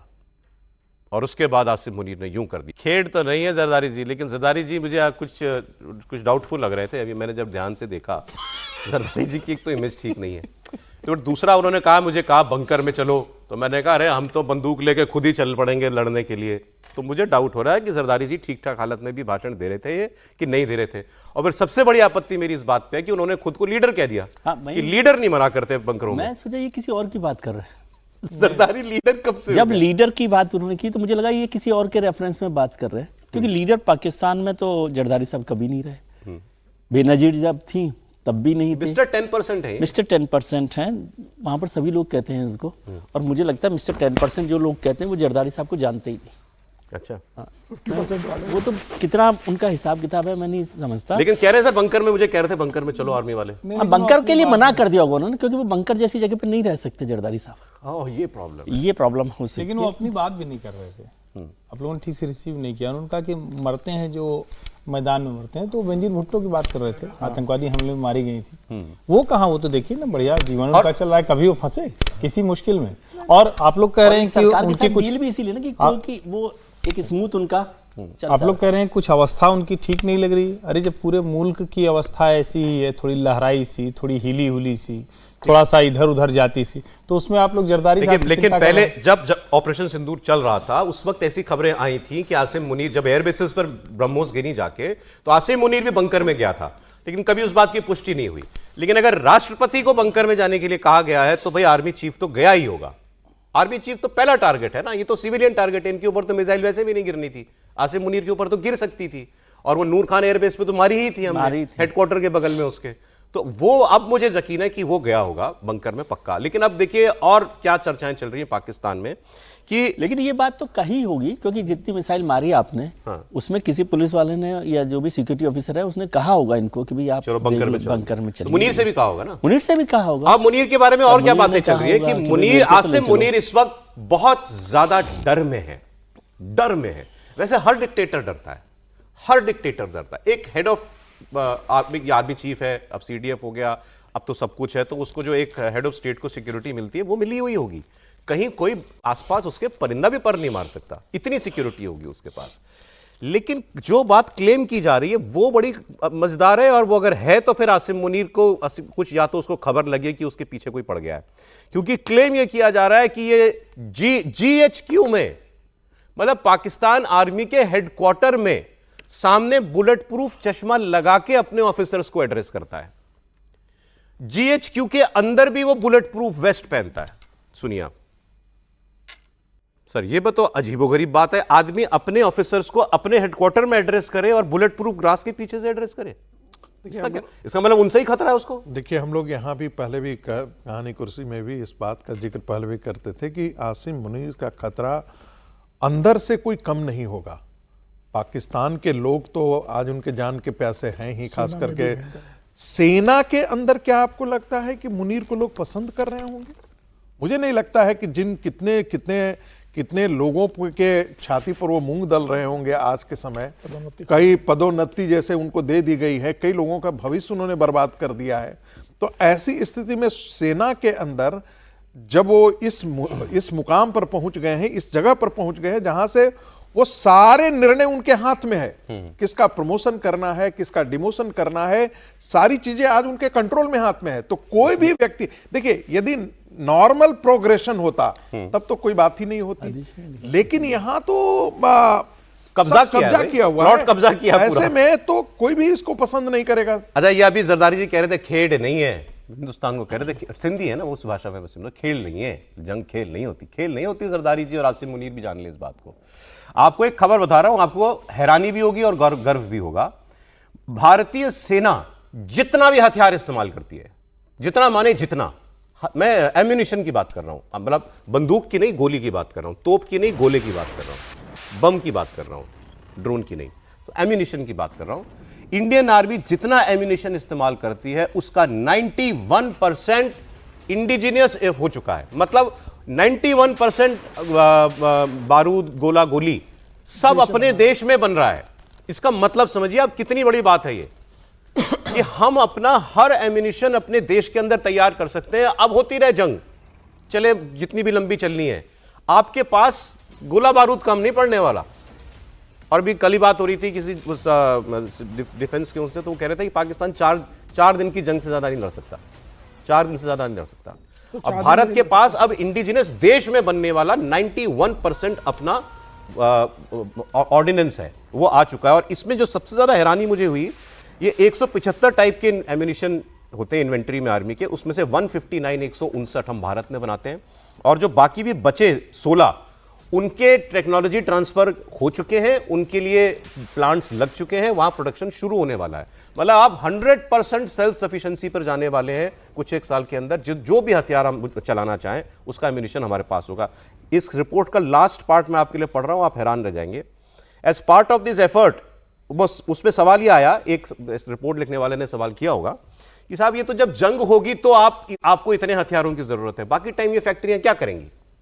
बात सही है, वो प्रोडक्शन लाइन कभी भी बंद तो नहीं होती। अब और ऑर्डिनेंस भी ऐसा भी नहीं है कि आपने एक बार भर के रख लिया और फिर वो सालों तक पड़ा रहता है, उसकी भी एक्सपायरी डेट होती है। तो फिर कैसे वो प्रोडक्शन चलेगा? तो उन्होंने कहा कि ये प्रोडक्शन लाइन चलती रहे, इसके लिए हम मिलिट्री ग्रेड एम्यूनिशन एक्सपोर्ट कर रहे हैं, उसकी नई नई मार्केट्स देख रहे हैं, और उन एक्सपोर्ट जिन कंट्रीज को कर रहे हैं उनके नाम मालूम है आपको क्या है? उसमें 2 नाम स्पेसिफिकली दिए गए, यूएस एंड यूरोप। भारत में बना ऑर्डिनेंस आयुध अमेरिका और यूरोप को एक्सपोर्ट हो रहा है। 30,000 सोचिए जरा करोड़ के आसपास का एक्सपोर्ट है। ये बता रहा है कि प्रधानमंत्री मोदी ने 2014 के बाद जब देश की बागडोर संभाली तो क्या देश के अंदर परिवर्तन हुए। अब मुझे लगता है देश की जनता को भी अब देखना चाहिए कि किस तरीके से इंफ्रास्ट्रक्चर में हुआ, टेलीकम्युनिकेशन में हुआ, सारे हेल्थ में हुआ, सारे इसमें हुआ, लेकिन डिफेंस में जहां हम एक गोली तक नहीं बना रहे थे, हर चीज हम रूस के ऊपर, अमेरिका के ऊपर, दूसरे देशों को निर्भर थे। आज भारत की है कि आज 91% एम्यूनिशन भारत खुद बना रहा है और एक्सपोर्ट कर रहा है। और भारत के जो अब मिसाइल है वो भी दूसरे देश मांग रहे हैं भारत से, कि जो आप मिसाइल भी है जो मांगे जा रहा है। और मुझे लगता है कि इस मामले में देश ने जो किया वो कमाल का काम किया, रक्षा मंत्रालय ने, DRDO ने और प्रधानमंत्री मोदी के इस विजन ने। आने वाले समय में हम हिंदुस्तान दुनिया में सबसे बड़ा एक्सपोर्टर हथियारों का बनेगा। सब कुछ देश के अंदर बनने वाला जो प्रधानमंत्री मोदी का विजन है। अब तो प्राइवेट इंडस्ट्रीज से उनको भी अनुमति दे दी है डिफेंस के सेक्टर में काम करने के लिए, तो मुझे लग रहा है अभी और बड़ा डेवलपमेंट क्षेत्र में होने वाला है। एक्सपोर्ट जो था पहले 15,000 करोड़ का था, 21,000 करोड़ का हो गया है। अब 30,000 करोड़ का टारगेट रखा गया है आर्म्स एंड एम्यूनिशन में एक्सपोर्ट का टारगेट। जी, आगे बढ़ते। पाकिस्तान में यूएई के राष्ट्रपति आए, हमने आपको कल खबर दिखाई थी, वो आए, आसिम मुनीर की बेटी की शादी थी, उसमें वो आए। और दूसरा किस काम के लिए आए थे, मैंने कल एक ऐसा इशारा किया था कि मुझे लगा कि इसलिए लोग इस काम के लिए भी आते हैं, वो प्रूव हो गया, अभी आपको बताता हूं। लेकिन पहले ये देखिए कि जब ऐसा कोई बड़ा सेठ आता है इनके यहाँ पाकिस्तान में, सेठ है ना, वो तो बहुत बड़ा सेठ है, यूएई का राजा, तो कैसे पाकिस्तान भीख का कटोरा लेके सब बेशर्मी से खड़ा हो जाता है उनके सामने। ये बात जो है खुद पाकिस्तान के जो फॉरेन मिनिस्टर हैं और डिप्टी पीएम है इशाक डार, इन्होंने प्रेस कॉन्फ्रेंस में बोल दी। प्रेस कॉन्फ्रेंस में इशाक डार ने कहा कि हम भीख का कटोरा लेकर सबसे मांगते फिरते हैं, कोई 2 बिलियन दे दो, कोई 3 बिलियन दे दो, कोई 4 बिलियन दे दो। और वो कहना ये चाह रहे थे कि मैंने 2017 में एक रिफॉर्म शुरू किया था, अगर वो कर लिया होता तो हमको यूं भीख का कटोरा लेके घूमना ना पड़ता। और ये बेवकूफ कैसे बनाते हैं पता नहीं, ये बड़े बड़े देश कैसे इनके इसमें आ जाते हैं। त्रिपाठी जी तो खुद ही बता दिया कि हमको बेगिंग बोल शब्द इस्तेमाल किया उन्होंने, नहीं बनना पड़ता। फिर ये जो इन्होंने 2 बिलियन देना है, 1 बिलियन जो है अभी यूएई का अभी देना है, फिर 2 बिलियन इनको जनवरी में सऊदी अरब का लौटाना है। तो ये क्या करते हैं, ये कहते हैं साहब पैसे तो है नहीं हमारे पास, देखो सीधी सी बात, आप एक काम करो हमारी किसी कंपनी में स्टेक ले लो। तो फौजी फाउंडेशन में स्टेक दिला दिया यूएई को कि मुझे उसका 1 अरब रुपया डॉलर ना चुकाना पड़े। त्रिपाठी जी देखिए, ज़्यादातर जो ऐसे इस तरह के मतलब उसको अगर बहुत समझने के लिए कहें, जो भिखमंगे प्रवृत्ति के लोग होते हैं, तो उन पर लोग दांव क्यों लगाते हैं? उन पर दांव एक तो लगाते हैं कि उनसे वो चूसते बहुत हैं, वसूलते बहुत हैं। ऐसा नहीं है कि पाकिस्तान से जो देश कर्ज देते हैं वो उसके ब्याज के तौर पर, दूसरी चीज़ों के तौर पर वो उसको वसूलते नहीं, वो उसको वसूलते हैं। दूसरा, कई बार उनको ये भी रहता है कि हम बड़ा कब्जा कर लेंगे, ऐसे देश को बड़ी हिस्सेदारी मिल जाएगी। हालांकि धीरे धीरे जब इतना दिवालिया होता जाएगा तो क्या होगा। लेकिन जो सबसे बड़ी बात है वो क्या है? सबसे बड़ी बात यह है कि वो हमेशा आपके दरवाजे की डेहरी के बाहर बैठा मिलेगा। यानी आप उठे और आपके पास एक कारिंदा तैयार है, एक गुलाम तैयार है, एक सेवक तैयार है। पाकिस्तान की इन मुल्कों के सामने लगभग वही स्थिति हो गई है और इसीलिए कई बार लगता है कि ब्लास्ट अंदर से करेगा, ब्लास्ट अलग अलग तरीके से करेगा, गृह युद्ध होगा या कैसे होगा। लेकिन यकीन मानिए जिस राह पर ये चल रहे हैं, जो इशाक डार ये कह रहे हैं, तो इसका मतलब ये है कि पूरी देश के अंदर ये बहुत अच्छे से है कि पाकिस्तान अब लगभग मतलब खत्म होने के तौर पर कुछ दिवालिया देश के तौर पर, देश के तौर पर। अरे ये आपको एक बयान सुना देता हूं। कहा था कि प्रधानमंत्री जी ने तो खुद ने कहा था, शहबाज शरीफ साहब ने, भाई हमें वो कर्ज मत दीजिए, नहीं दान दीजिए, दान दीजिए, क्योंकि कर्ज हम नहीं चुका सकते ना। देखिए अब और हैरानी होगी, एक टीवी एक्सपर्ट इकोनॉमिस्ट टीवी पे बैठ के क्या कह रहा था पाकिस्तान के कि यार अफगानिस्तान तुमसे ज्यादा तेजी से ग्रो कर रहा है, पाकिस्तान की ग्रोथ रेट कहां है? अफगानिस्तान तालिबान खंडर है, अफगानिस्तान में कुछ नहीं है, कुछ नहीं है। लेकिन वो कहता है अफगानिस्तान की रफ्तार बढ़ने की इकोनॉमिक तुमसे ज्यादा है। अब साहब ये पाकिस्तानी दावा कर रहा है तो मैं इसमें कुछ नहीं कहूंगा, हालांकि अफगानिस्तान के हालात बहुत खराब है, लेकिन फिर भी उनका कहना है कि बेस भी लो होता है ना, जब आपकी बहुत बेस लो होती है तो ग्रोथ कभी तेज हो जाती है, तो ये भी हो सकता है। लेकिन वो कह रहे हैं कि अफगानिस्तान की ग्रोथ रेट तुमसे ज्यादा है। अब सही, अब आइए मजेदार खबर, सर पैसा वापस वाली खबर। ठीक, पैसा वसूल। यूएई के राष्ट्रपति आए तो पाकिस्तान बिछ गया उनके आगे, मानो हमारे दाता आ गए हो, लॉर्ड वो आ गए हो। पहले तो जब वो आए तो पाकिस्तान के जहाजों ने, फाइटर जेट्स ने उनको एस्कॉर्ट किया। सुनिए जरा वो पायलट की, मतलब इनके एयरफोर्स के पायलट की उस जहाज में क्या बात हो रही थी। Assalamu alaikum sir, your highness, on behalf of Prime Minister and people of Pakistan, we warmly welcome you to Pakistan, your second home.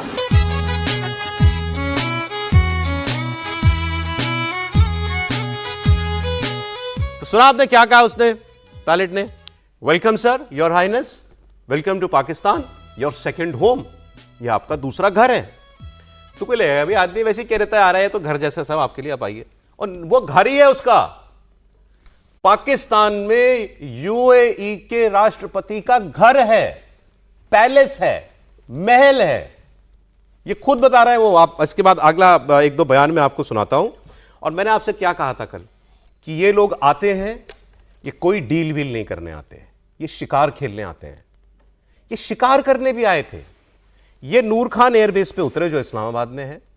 इन्होंने वहीं पर एक रस्म अदायगी के लिए एक दो मीटिंग कर ली इनके साथ, प्राइम मिनिस्टर के साथ और कैबिनेट के साथ। फिर वहां से सीधे गए आसिम मुनीर की बेटी की शादी में, आर्मी हाउस में, वो भी रावलपिंडी में ही होगा, आजू बाजू है। और वहां से वहां घंटा भर नहीं रुके और उसके बाद चले गए रहीम यार खान। रहीम यार खान में है जंगल, और जंगल में खेलते हैं ये शिकार। वहां परिंदे, वहां वो एक्सटिंक्ट बर्ड्स हैं, जो जिन पर एक्सटिंक्शन का खतरा है, प्रोटेक्टेड कैटेगरी में आती हैं।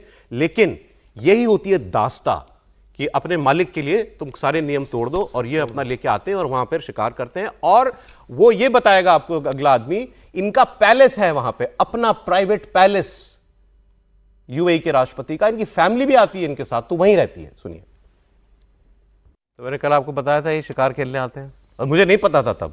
इसके बाद ये बात खुल रही है, ये है आपके लिए पाकिस्तान, जिसने बेच दिया है अपने आप को दुनिया के लिए। इन लोगों, ये इसको और क्या कहते हैं, इसको बेचना ही कहते हैं सर। सर मजबूरी का आप इतना मजाक उड़ाते हैं ना, आप उनकी स्थिति तो समझिए, आर्थिक स्थिति देखिए, डिप्लोमेटिक रिलेशंस में वो कहाँ पहुँच गए हैं, मिलिट्री के हिसाब से वो कहाँ पर चल रहे हैं, और इंटरनल जो सिस्टम है वो किस तरह से कोलैप्स हो गया है। फिर वहाँ रोज़ आप खबर वो खैबर सुनाते हैं वहाँ पख्तूनख्वा की, कि वहाँ पर अफ़गानी जो है, पठान जो है, वो किस तरह से भगा रहे हैं उन लोगों को। तो सब जगह की स्थिति ऐसी है, इस मजबूरी में वो फंसे हुए। अभी आप मजाक आप ज्यादा रहम नहीं कर रहे। पाकिस्तान स्वीकार करे ना इस बात नहीं, वो सब चीजें हैं ऐसी। आप सोचो कि यूएई के राष्ट्रपति के लिए महल बना के दे दिया, वहां पे महल बनाया हुआ है, उसका परिवार रुकता है वहां जाके, और वो केवल शिकार करने आता है। जैसे राजा महाराजा पहले जंगलों में जाते थे, अब उनके यहाँ तो जंगल है नहीं, रेगिस्तान है, तो शिकार करने के लिए वो आदमी पाकिस्तान आता है, उसके लिए महल बना रखा है। ये पाकिस्तान की ये मजबूरी है। पाकिस्तान जिस आर्थिक संकट से गुजर रहा है, उस संकट से निपटने में उसको भरोसा किस पर है? पहले भरोसा उसको चाइना पर था, लेकिन चाइना ने लगभग हाथ खींच लिया है। अभी आपने देखा होगा कि $4 बिलियन का उसको चाइना ने मदद की है, रिलीफ पैकेज दिया है। लेकिन चाइना का जब भी रिलीफ पैकेज आता है तो उसमें स्ट्रिंग्स ऑफ कंडीशंस इतने होते हैं कि वो बहुत भारी भरकम होता है। श्रीलंका के लिए दिया हुआ था, वो कभी नहीं भूलता, कभी नहीं भूलता, कभी नहीं। श्रीलंका को उसने किस प्रकार से तबाह कर दिया। ऐसी स्थिति में जो खाड़ी के देश हैं, बहरीन है, कतर है, सऊदी अरेबिया है, ये उनके ऐसे कंट्री हैं। देखिए टर्की भी उनको मदद देने के लिए तैयार नहीं आ रहा है। तो ये ऐसे कंट्री हैं जो जिनके पास पाकिस्तान अकूत संपदा है और उस अकूत संपदा में से वो थोड़ा दे सकते हैं। सर वो अब ये बात मानते हैं कि पाकिस्तान अंधा कुआं है, कितना भी डालो ये कभी भरने नहीं वाला है, कभी नहीं उभरेगा। जितना पैसा देंगे उतना पैसा कहाँ खर्च करेगा और फिर भिखारी के रूप में खड़ा होगा। कॉलोनी जैसा बना लिया ना इन्होंने अपना। अब तो वो ये करेंगे ना कि भाई ठीक है यूएई के शेख तो वहां रहते हैं, चीन ने भी हाथ क्यों खींच लिए। पहले चीन तो अंधाधुन पैसा देता था इनके ऊपर, डेवलपमेंट पे खर्च कर रहा है, लोन दे रहा है, उधार दे रहा है, तमाम तरह की सुविधाएं दे रहा है। चीन को भी लगा कि भाई कितना भी डालो ये तो कुछ उभरेंगे नहीं, मुझे और कंगला कर देंगे देते। तो चीन ने देना बंद कर दिया, दुनिया ने देना बंद कर दिया। उन्हें पैसा जाता कहाँ है? सारा पैसा ये स्विस बैंक में या बाहर या अपने अय्याशी पे या अपने बच्चों के लिए फॉरेन में पूरा खर्च करते हैं पैसा। सर एक दो खबरें आपको इन मजेदार में आगे और बताऊंगा। एक तो त्रिपाठी जी ने बोल के पता नहीं इनको किसी ने सुन लिया, टीटीपी वाले ने क्या, ये पाकिस्तानी जवानों की पैंटें उतार के घूमते हैं। मैं आज तस्वीर आपको दिखाऊंगा, राइफलों के ऊपर पाकिस्तान की सेना के जवानों की पैंटें टांगी हुई हैं। अब फिर वो कहेंगे सूखने के लिए टांग रखी। तो मैं आपको तस्वीर दिखाऊंगा। चाइना ने पहले बहुत पैसा पाकिस्तान को देता था, अब नहीं देता, अब उसको तुर्की दे देता है या अरब कंट्री दे देते हैं या अब अमेरिका उसके साथ कुछ पैसे की डील कर रहा है, प्रोजेक्ट कर रहा है। लेकिन मैं आपको दिखाना चाहता हूं कि चाइना ने कितना इन्वेस्ट किया उस प्रोजेक्ट में, जिसको ये बेल्ट एंड वो सीपेक कहते हैं, चाइना पाकिस्तान इकोनॉमिक कॉरिडोर। अकूत पैसा डाला उसके अंदर। लेकिन जैसा सर कह रहे थे वो है अंधा कुआं है पाकिस्तान। आप उसमें कुछ भी डाल दो वापस उसका कोई रिटर्न नहीं आएगा। अब एक तस्वीर आपको दिखाता हूं, वहां की कोई यूट्यूबर है, वो ग्वादर का, जहां ग्वादर पर पोर्ट बनाया पाकिस्तान के लिए, चाइना ने बनाया। पाकिस्तान ने 1 रुपया नहीं लगाया, चाइना ने बनाया। खूबसूरत एयरपोर्ट, आप उसको देखिए। जगह जगह चाइनीज में जो है साइन लगे हुए हैं, क्योंकि वहां चीनी लोग उतरेंगे और कौन उतरेगा, वो कोई टूरिस्ट स्पॉट तो है नहीं। ये टर्मिनल वो दिखा रही हैं पूरी तरीके से तैयार है, लेकिन ना एक आदमी ना एक जहाज। कोई यूट्यूबर किसी एयरपोर्ट के रनवे पे जा सकता है क्या? वो रनवे पे जाके दिखा रही है। और ये एयरपोर्ट आज का नहीं बना हुआ, इसको बने काफी टाइम हो चुका है इसको बने हुए, मेरे ख्याल से 2-1 साल हो चुके बने हुए, लेकिन आज तक इस पर कोई ऑपरेशन शुरू नहीं हुआ। क्यों नहीं हुआ उसकी वजह आपको बताऊंगा, पहले आप जरा ये देखिए। उसने बहन ने पूरा एयरपोर्ट जो है वो घुमा दिया, लेकिन एयरपोर्ट पर आपको कोई आदमी दिखाई दिया, कोई हवाई जहाज दिखाई दिया हो। ये घोस्ट सिटी और घोस्ट एयरपोर्ट है। ग्वादर भी घोस्ट सिटी है, कोई काम नहीं होता वहां पर। क्यों, कौन नहीं करने दे रहा है वो बताता हूं। लेकिन सर सीपेक, कई लोग कहते हैं CPEC is dead, China Pakistan economic corridor लगभग डेड है। अभी उससे पहले भी हमने जब चाइना को लेकर बात की थी, हालांकि सीपेक को लेकर भारत में भी बहुत दुविधा हो रही थी, भारत को भी उससे परेशानी चल रही थी और बार बार इस पर चर्चा हो रही थी कि सीपेक का जो है उससे भारत को कितना असर पड़ेगा और पाकिस्तान का कितना फायदा है और पाकिस्तान चाइना को रिलेशनशिप में, इकोनॉमिक रिलेशनशिप में कितना बड़ा काम वो होगा। लेकिन चाइना जिस तरह से अपने आप को बैकआउट ही कर रहा है, एक तरह से समझ लीजिए, तो उससे बड़ा नुकसान हो रहा है। और वही एक बड़ी वजह है, खाली पड़ा हुआ है एयरपोर्ट, कि उसको कोई इस्तेमाल ही वो नहीं हो रहा, क्योंकि जब तक सीपेक की एक्टिविटी नहीं होगी तब तक इसका भी कोई मायने नहीं है। पाकिस्तान को बहुत सारी चीजों को वो क्या कहना चाहिए, सारे घर के बदलने की जरूरत है। अब यहां मेजर प्रॉब्लम ये है कि ये सारा प्रोजेक्ट जहां पोर्ट भी है और एयरपोर्ट भी है, सब कुछ है बलूचिस्तान में, और बलूचिस्तान लगभग आजाद हो चुका है। हमने आपको परसों तरसों एक बयान सुनाया था कि बलूचिस्तान का चीफ मिनिस्टर अपने क्वेटा शहर की जो कैपिटल है उसके बाहर बिना हेलीकॉप्टर के नहीं जा सकता। क्वेटा के भी एक छोटे से हिस्से में पाकिस्तान की हुकूमत चलती है, वरना सब आजाद है। और बलोच लिबरेशन आर्मी वाले, बलोच लिबरेशन फोर्स वाले रोज मारते हैं पाकिस्तानी सेना को। लेकिन ये कितना जुल्म, और वही लोग हैं जिन्होंने कह रखा है कि कोई हमारे यहाँ बाहर का आदमी नहीं आएगा। वो चीनियों को भी उन्होंने पीछे चीनियों को मारा भी है। चीनी इंजीनियर आते थे, तमाम टेक्नीशियंस आते थे, कई लोगों को उन्होंने मारा भी है। इस एयरपोर्ट के बाहर ब्लास्ट भी हुआ एक बार, उन्हीं लोगों ने धमाका भी किया था एक बार, डराने के लिए कि चाइना पीछे हट जाए, हमारे यहाँ हमारे चीजों को मत छुओ।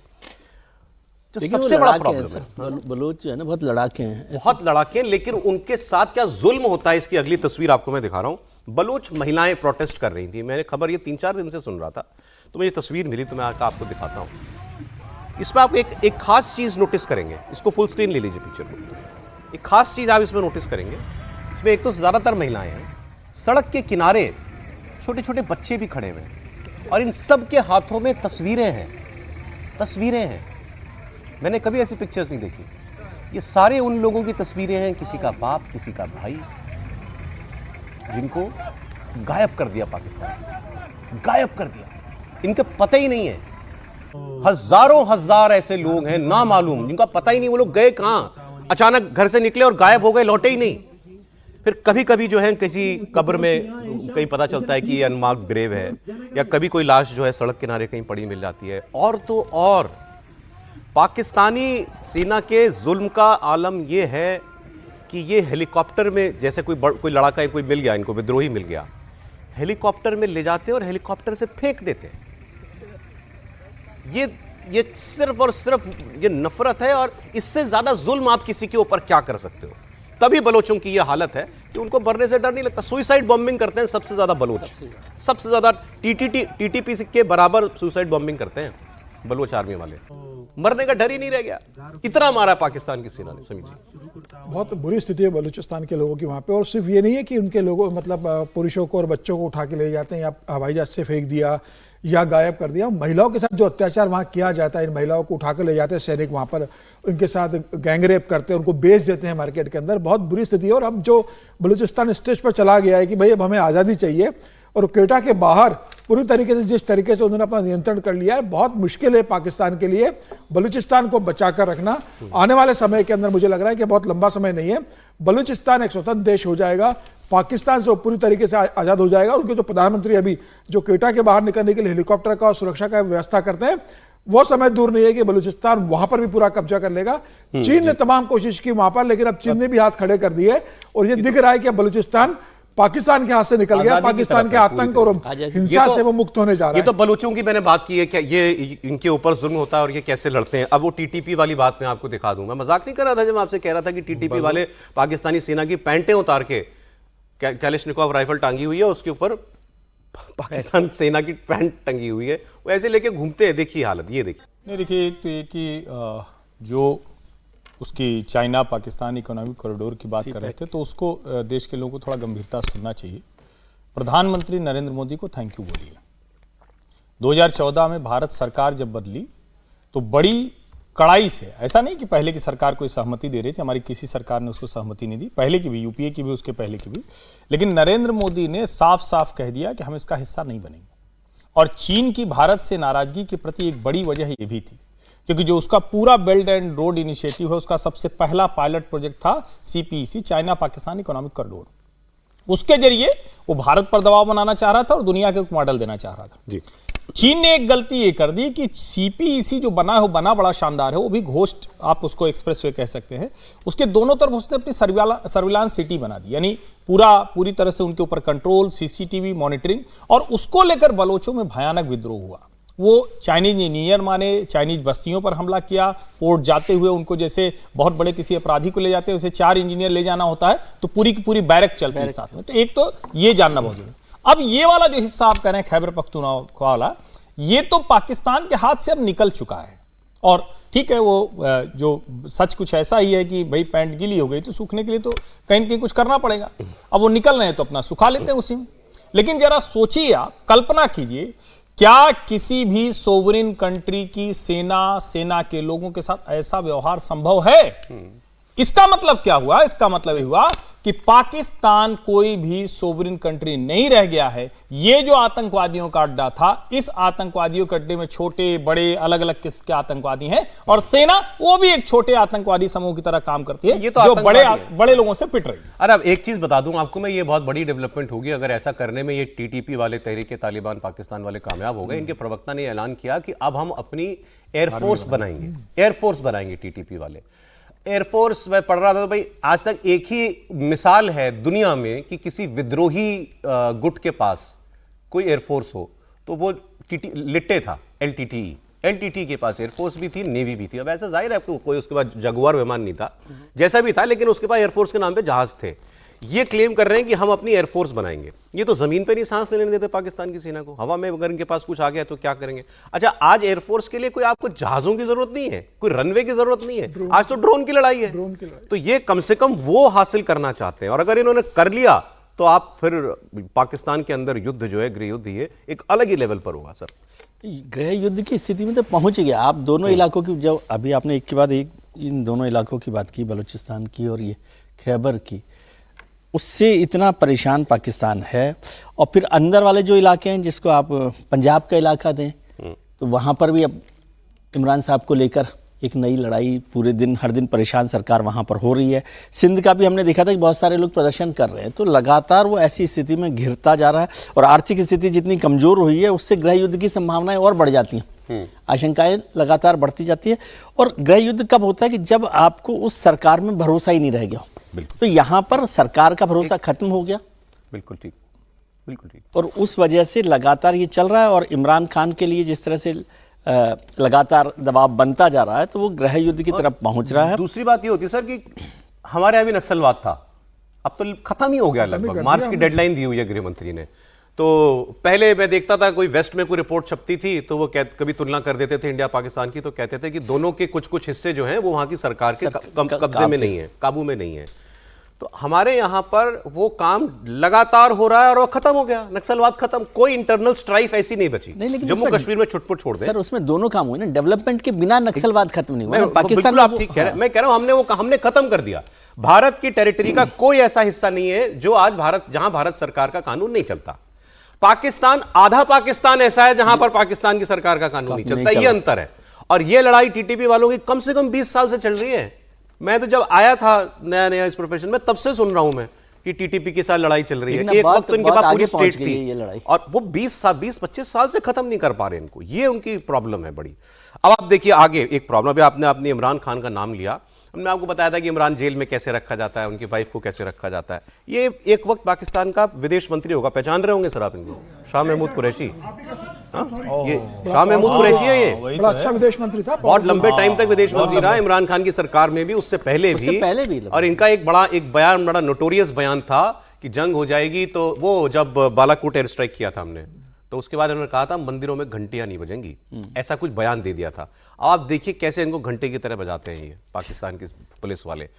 फॉरेन मिनिस्टर है यार वो देश का, एक एक्स फॉरेन मिनिस्टर, वो उसको बेल मिली, वो जेल के बाहर आया और बाहर आते ही लोगों ने फिर अरेस्ट कर लिया किसी दूसरे केस में, और उसके बाद धक्के मार के उसको लेके गए। सुनिए, ये हो रहा है वहां पाकिस्तान। अब ये इनके साथ ही हो रहा होगा, तो इमरान के साथ तो आप इमेजिन कर सकते हैं क्या हो रहा होगा। नहीं, बहुत ही, और देखिए धक्के मारे जा रहे हैं उसको। जिस प्रकार का व्यवहार पुलिस वालों का है, तो सामान्य आदमी क्या पाकिस्तान के अंदर हालात होगी। और ये बड़े तेज तर्रार विदेश मंत्री थे, ऐसा नहीं है, बड़े पढ़े लिखे माना जाता है इनको, और बड़े तेज तर्रार विदेश मंत्री थे। अब जब विदेश मंत्री की यह हालात है, और सामान्यतः देखा जाता है जैसा क्रिमिनल के साथ हम ट्रीटमेंट करते हैं कि क्रिमिनल निकलने लगता है, बहुत मोस्ट वांटेड क्रिमिनल हो, तो पहले से पुलिस जो है 3-4 धाराएं और बचा करके रखती है, ताकि जब लगे तो दोबारा हम उसको जब उम्मीद रहती है कि कोर्ट इसे छोड़ देने वाला है, तो 3-4 धाराएं पहले से तैयार करके रखती है ताकि उसको दोबारा। तो मुझे इनको लगता है कि सुप्रीम कोर्ट से जरूर पाकिस्तान पुलिस को लग रहा होगा कि इनको बाहर कर दिया जाएगा, इसलिए पहले से 3-4 केसेस को और प्रॉप अप करके उन्होंने। लेकिन इस आदमी से भी इतना खौफ है, इमरान से तो समझ में आता है, इमरान के साथियों से भी इतना खौफ है बिल्कुल इनको बाहर नहीं। इसका मतलब ये कि इमरान की कोई सीनियर लीडरशिप बाहर ना रहे, क्योंकि सीनियर खास लोगों में से थे इमरान खान के। वो ठीक है, वो सोहेल आफरीदी उनके चीफ मिनिस्टर है, यंग आदमी है, वो चला रहे, उसके हाथ में ज्यादा कुछ नहीं है। लीडर तो ये लोग थे पार्टी के, इनको बाहर नहीं आने देना। उसको भी पुलिस पीट देती है, मुख्यमंत्री को पुलिस पीट देती है, मुख्यमंत्री को पीट देती है, उनको भी तो पीटा था वो, ये हालत है। सर अब एक बड़ी खबर की हम लोग बात कर ले। आज रूस यूक्रेन जंग के हवाले से बहुत बड़ा दिन है, क्योंकि अमेरिका में ट्रंप और यूक्रेनी राष्ट्रपति जेलेंस्की के बीच मुलाकात चल रही है, होनी है, क्योंकि उनका तो रविवार अभी शुरू होगा ना, उनसे एक दिन पहले पीछे हो, तो होगी मुलाकात ये। अब यहाँ ये मुलाकात इंपॉर्टेंट इसलिए क्योंकि ट्रंप ने पहले ही कहा था कि मिलूंगा तब जब बात आगे बढ़ेगी। जेलेंस्की अपनी तरफ से पीस प्लान को 20 पॉइंट पे ओके कर चुके हैं, पुतिन का जवाब नहीं आया है, लेकिन ट्रंप ने जरूर बात की होगी उनसे भी, क्योंकि एक पक्ष ने क्लियर कर दिया अपना मामला भी, मेरे लिए ये मैं इस पर सहमत हूं। तो क्या पुतिन उस पर सहमत होंगे, ये सवाल है। लेकिन ट्रंप ने कल एक बात कह दी अहम, इस मुलाकात से पहले ट्रंप ने कह दिया कि ये 20 पॉइंट हो चाहे 25 पॉइंट हो जो जेलेंस्की लेके आए हैं, बोले ये फाइनल तब होंगे जब मैं ओके करूंगा, अभी मैंने ओके नहीं किया है। तो क्या वो ये, क्योंकि जेलेंस्की ने पूरी भूमिका बांध दी थी कि ऑलमोस्ट डन, न्यू ईयर से पहले अच्छी खबर आ जाएगी। ट्रंप के ये बोलने का मैं ऐसा अनुमान लगा रहा हूं कि शायद पुतिन इज नॉट ओके, तभी उन्होंने कहा कि ओके तब होगा जब मैं करूंगा। बिल्कुल वही बात मैं कह रहा था कि जेलेंस्की साहब भले ही पहुंच गए हों, जब तक पुतिन इस पर एग्री नहीं कर रहे। आपको याद है कि हम लोग चर्चा करते हुए 25 को क्रिसमस पर कर लेंगे, क्योंकि वहाँ पूरा क्रिसमस का एक बड़ा होता है, अब न्यू ईयर को लेकर हो रही है। मुझे लगता है रास्ता वो चल रहा है, लेकिन इतना आसान नहीं हो रहा, और पुतिन अभी तक तैयार नहीं है।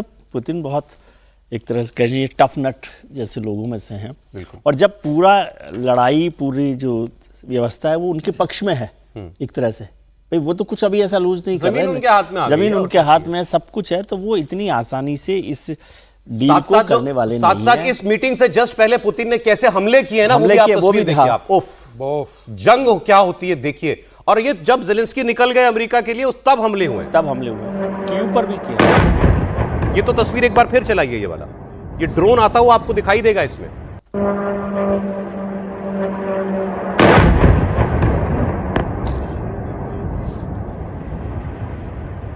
और तस्वीरें जो देखिए, ये सब हमले हो रहे हैं, क्या मतलब। जेलेंस्की ने लेकिन एक बात बोली है कि अगर पुतिन 60 डेज के लिए सीज फायर के लिए तैयार हो जाते हैं, तो फिर जो जमीन लेने की उनका जो जिद है, उसके लिए मैं देश के अंदर रेफरेंडम करवाऊंगा, लोगों की मतलब देश की जनता से राय लूंगा कि क्या करना चाहिए, और जो देश की जनता कहेगी उसके हिसाब से फिर हम तय करेंगे कि हमें क्या बढ़ना है। तो बेसिकली उन्होंने कहा है कि भाई कम से कम 60 दिन का तो एक सीज फायर किया जाए, उसमें बातचीत की जाए। सर लेकिन पुतिन कह चुके हैं नो सीज फायर, मुझे फाइनल सोल्यूशन चाहिए इसका, और पुतिन इसमें जाएंगे ही नहीं ना, इस मामले में वो जाना नहीं चाहते ना। वो सीज फायर क्यों करेंगे, वो तो जीत रहा है। बिल्कुल, वो तो लड़ाई उसके हक में है पूरी। वो तो इसलिए चाह रहे होंगे कि नाटो वगैरह जो है वो अपने आप को रीअसेंबल करे, रीप्रिपेयर करे, रीआर्म्ड करे। और वो पुतिन क्यों चाहेंगे, यदि उनको लग रहा है कि जंग हम 25% तो जहां हम चाहते थे वो सब ऑलरेडी हम जीत चुके हैं, 25% हिस्सा जीत चुके हैं। जी, विजुअल से आवाज के साथ सुनाते रहिए, क्योंकि बड़े मतलब देख के खौफ आता है। तो जो लोग हमारे यहाँ वो ये लोग कहते हैं कि भाई वो ऑपरेशन सिंदूर क्यों रोक दिया था 4 दिन में, तो जंग जब होती है तो गोला कहीं भी गिरता है, देख के नहीं गिरता कहाँ गिरा है। जी नहीं, गोला कहीं भी गिरता है, और भारत ने तो अपनी शर्तों पर एक जिसको कहें कि शॉर्ट टर्म की एक डिफेंस स्ट्रेटजी अपनाई। दुनिया की जितनी भी जो डिफेंस प्लेबुक हैं उसमें वो सबसे टॉप पे अब है, एक केस स्टडी के तौर पर है, और हमने तय किया, उसके बाद हमने उसको पॉज कर दिया। लेकिन युद्ध तो किसी भी देश के लिए खतरनाक होता है, और ये तो सोचिए लगभग 3 साल हो गए इस युद्ध को चलते, ज्यादा हो गए, 3 साल से ज्यादा हो गए, और अभी भी ये हाल है कि पता नहीं कि कहाँ जाकर रुकेगा। और ये जब इस तरह से ड्रोन या इस तरह से हमले मिसाइल के होते हुए दिखते हैं, तो जरा आप सोचिए कि किस तरह की स्थिति रह जाती होगी वहाँ लोगों के जनजीवन की। और फिर मैं कह रहा हूँ कि शांति की रूपरेखा तय है, चूंकि पुतिन को भी लग रहा है कि लास्ट है तो कहीं कुछ छूटना नहीं चाहिए, और जेलेंस्की को लग रहा है कोई रास्ता तो दे दो भाई, हम अपने देश में लोगों को मुंह दिखा सकें, सिर्फ इतनी सी बात। लेकिन क्या शांति की मुझे लगता है कगार पे खड़े हैं, होगी ही होगी, अब और जल्दी होगी, बिल्कुल होगी। चलिए, बहुत अच्छी है, तो दुनिया के लिए अच्छी खबर होगी, हमारे लिए खासकर, हमारा भी कुछ नुकसान इस जंग की वजह से हो रहा है, वो भी बंद होगा।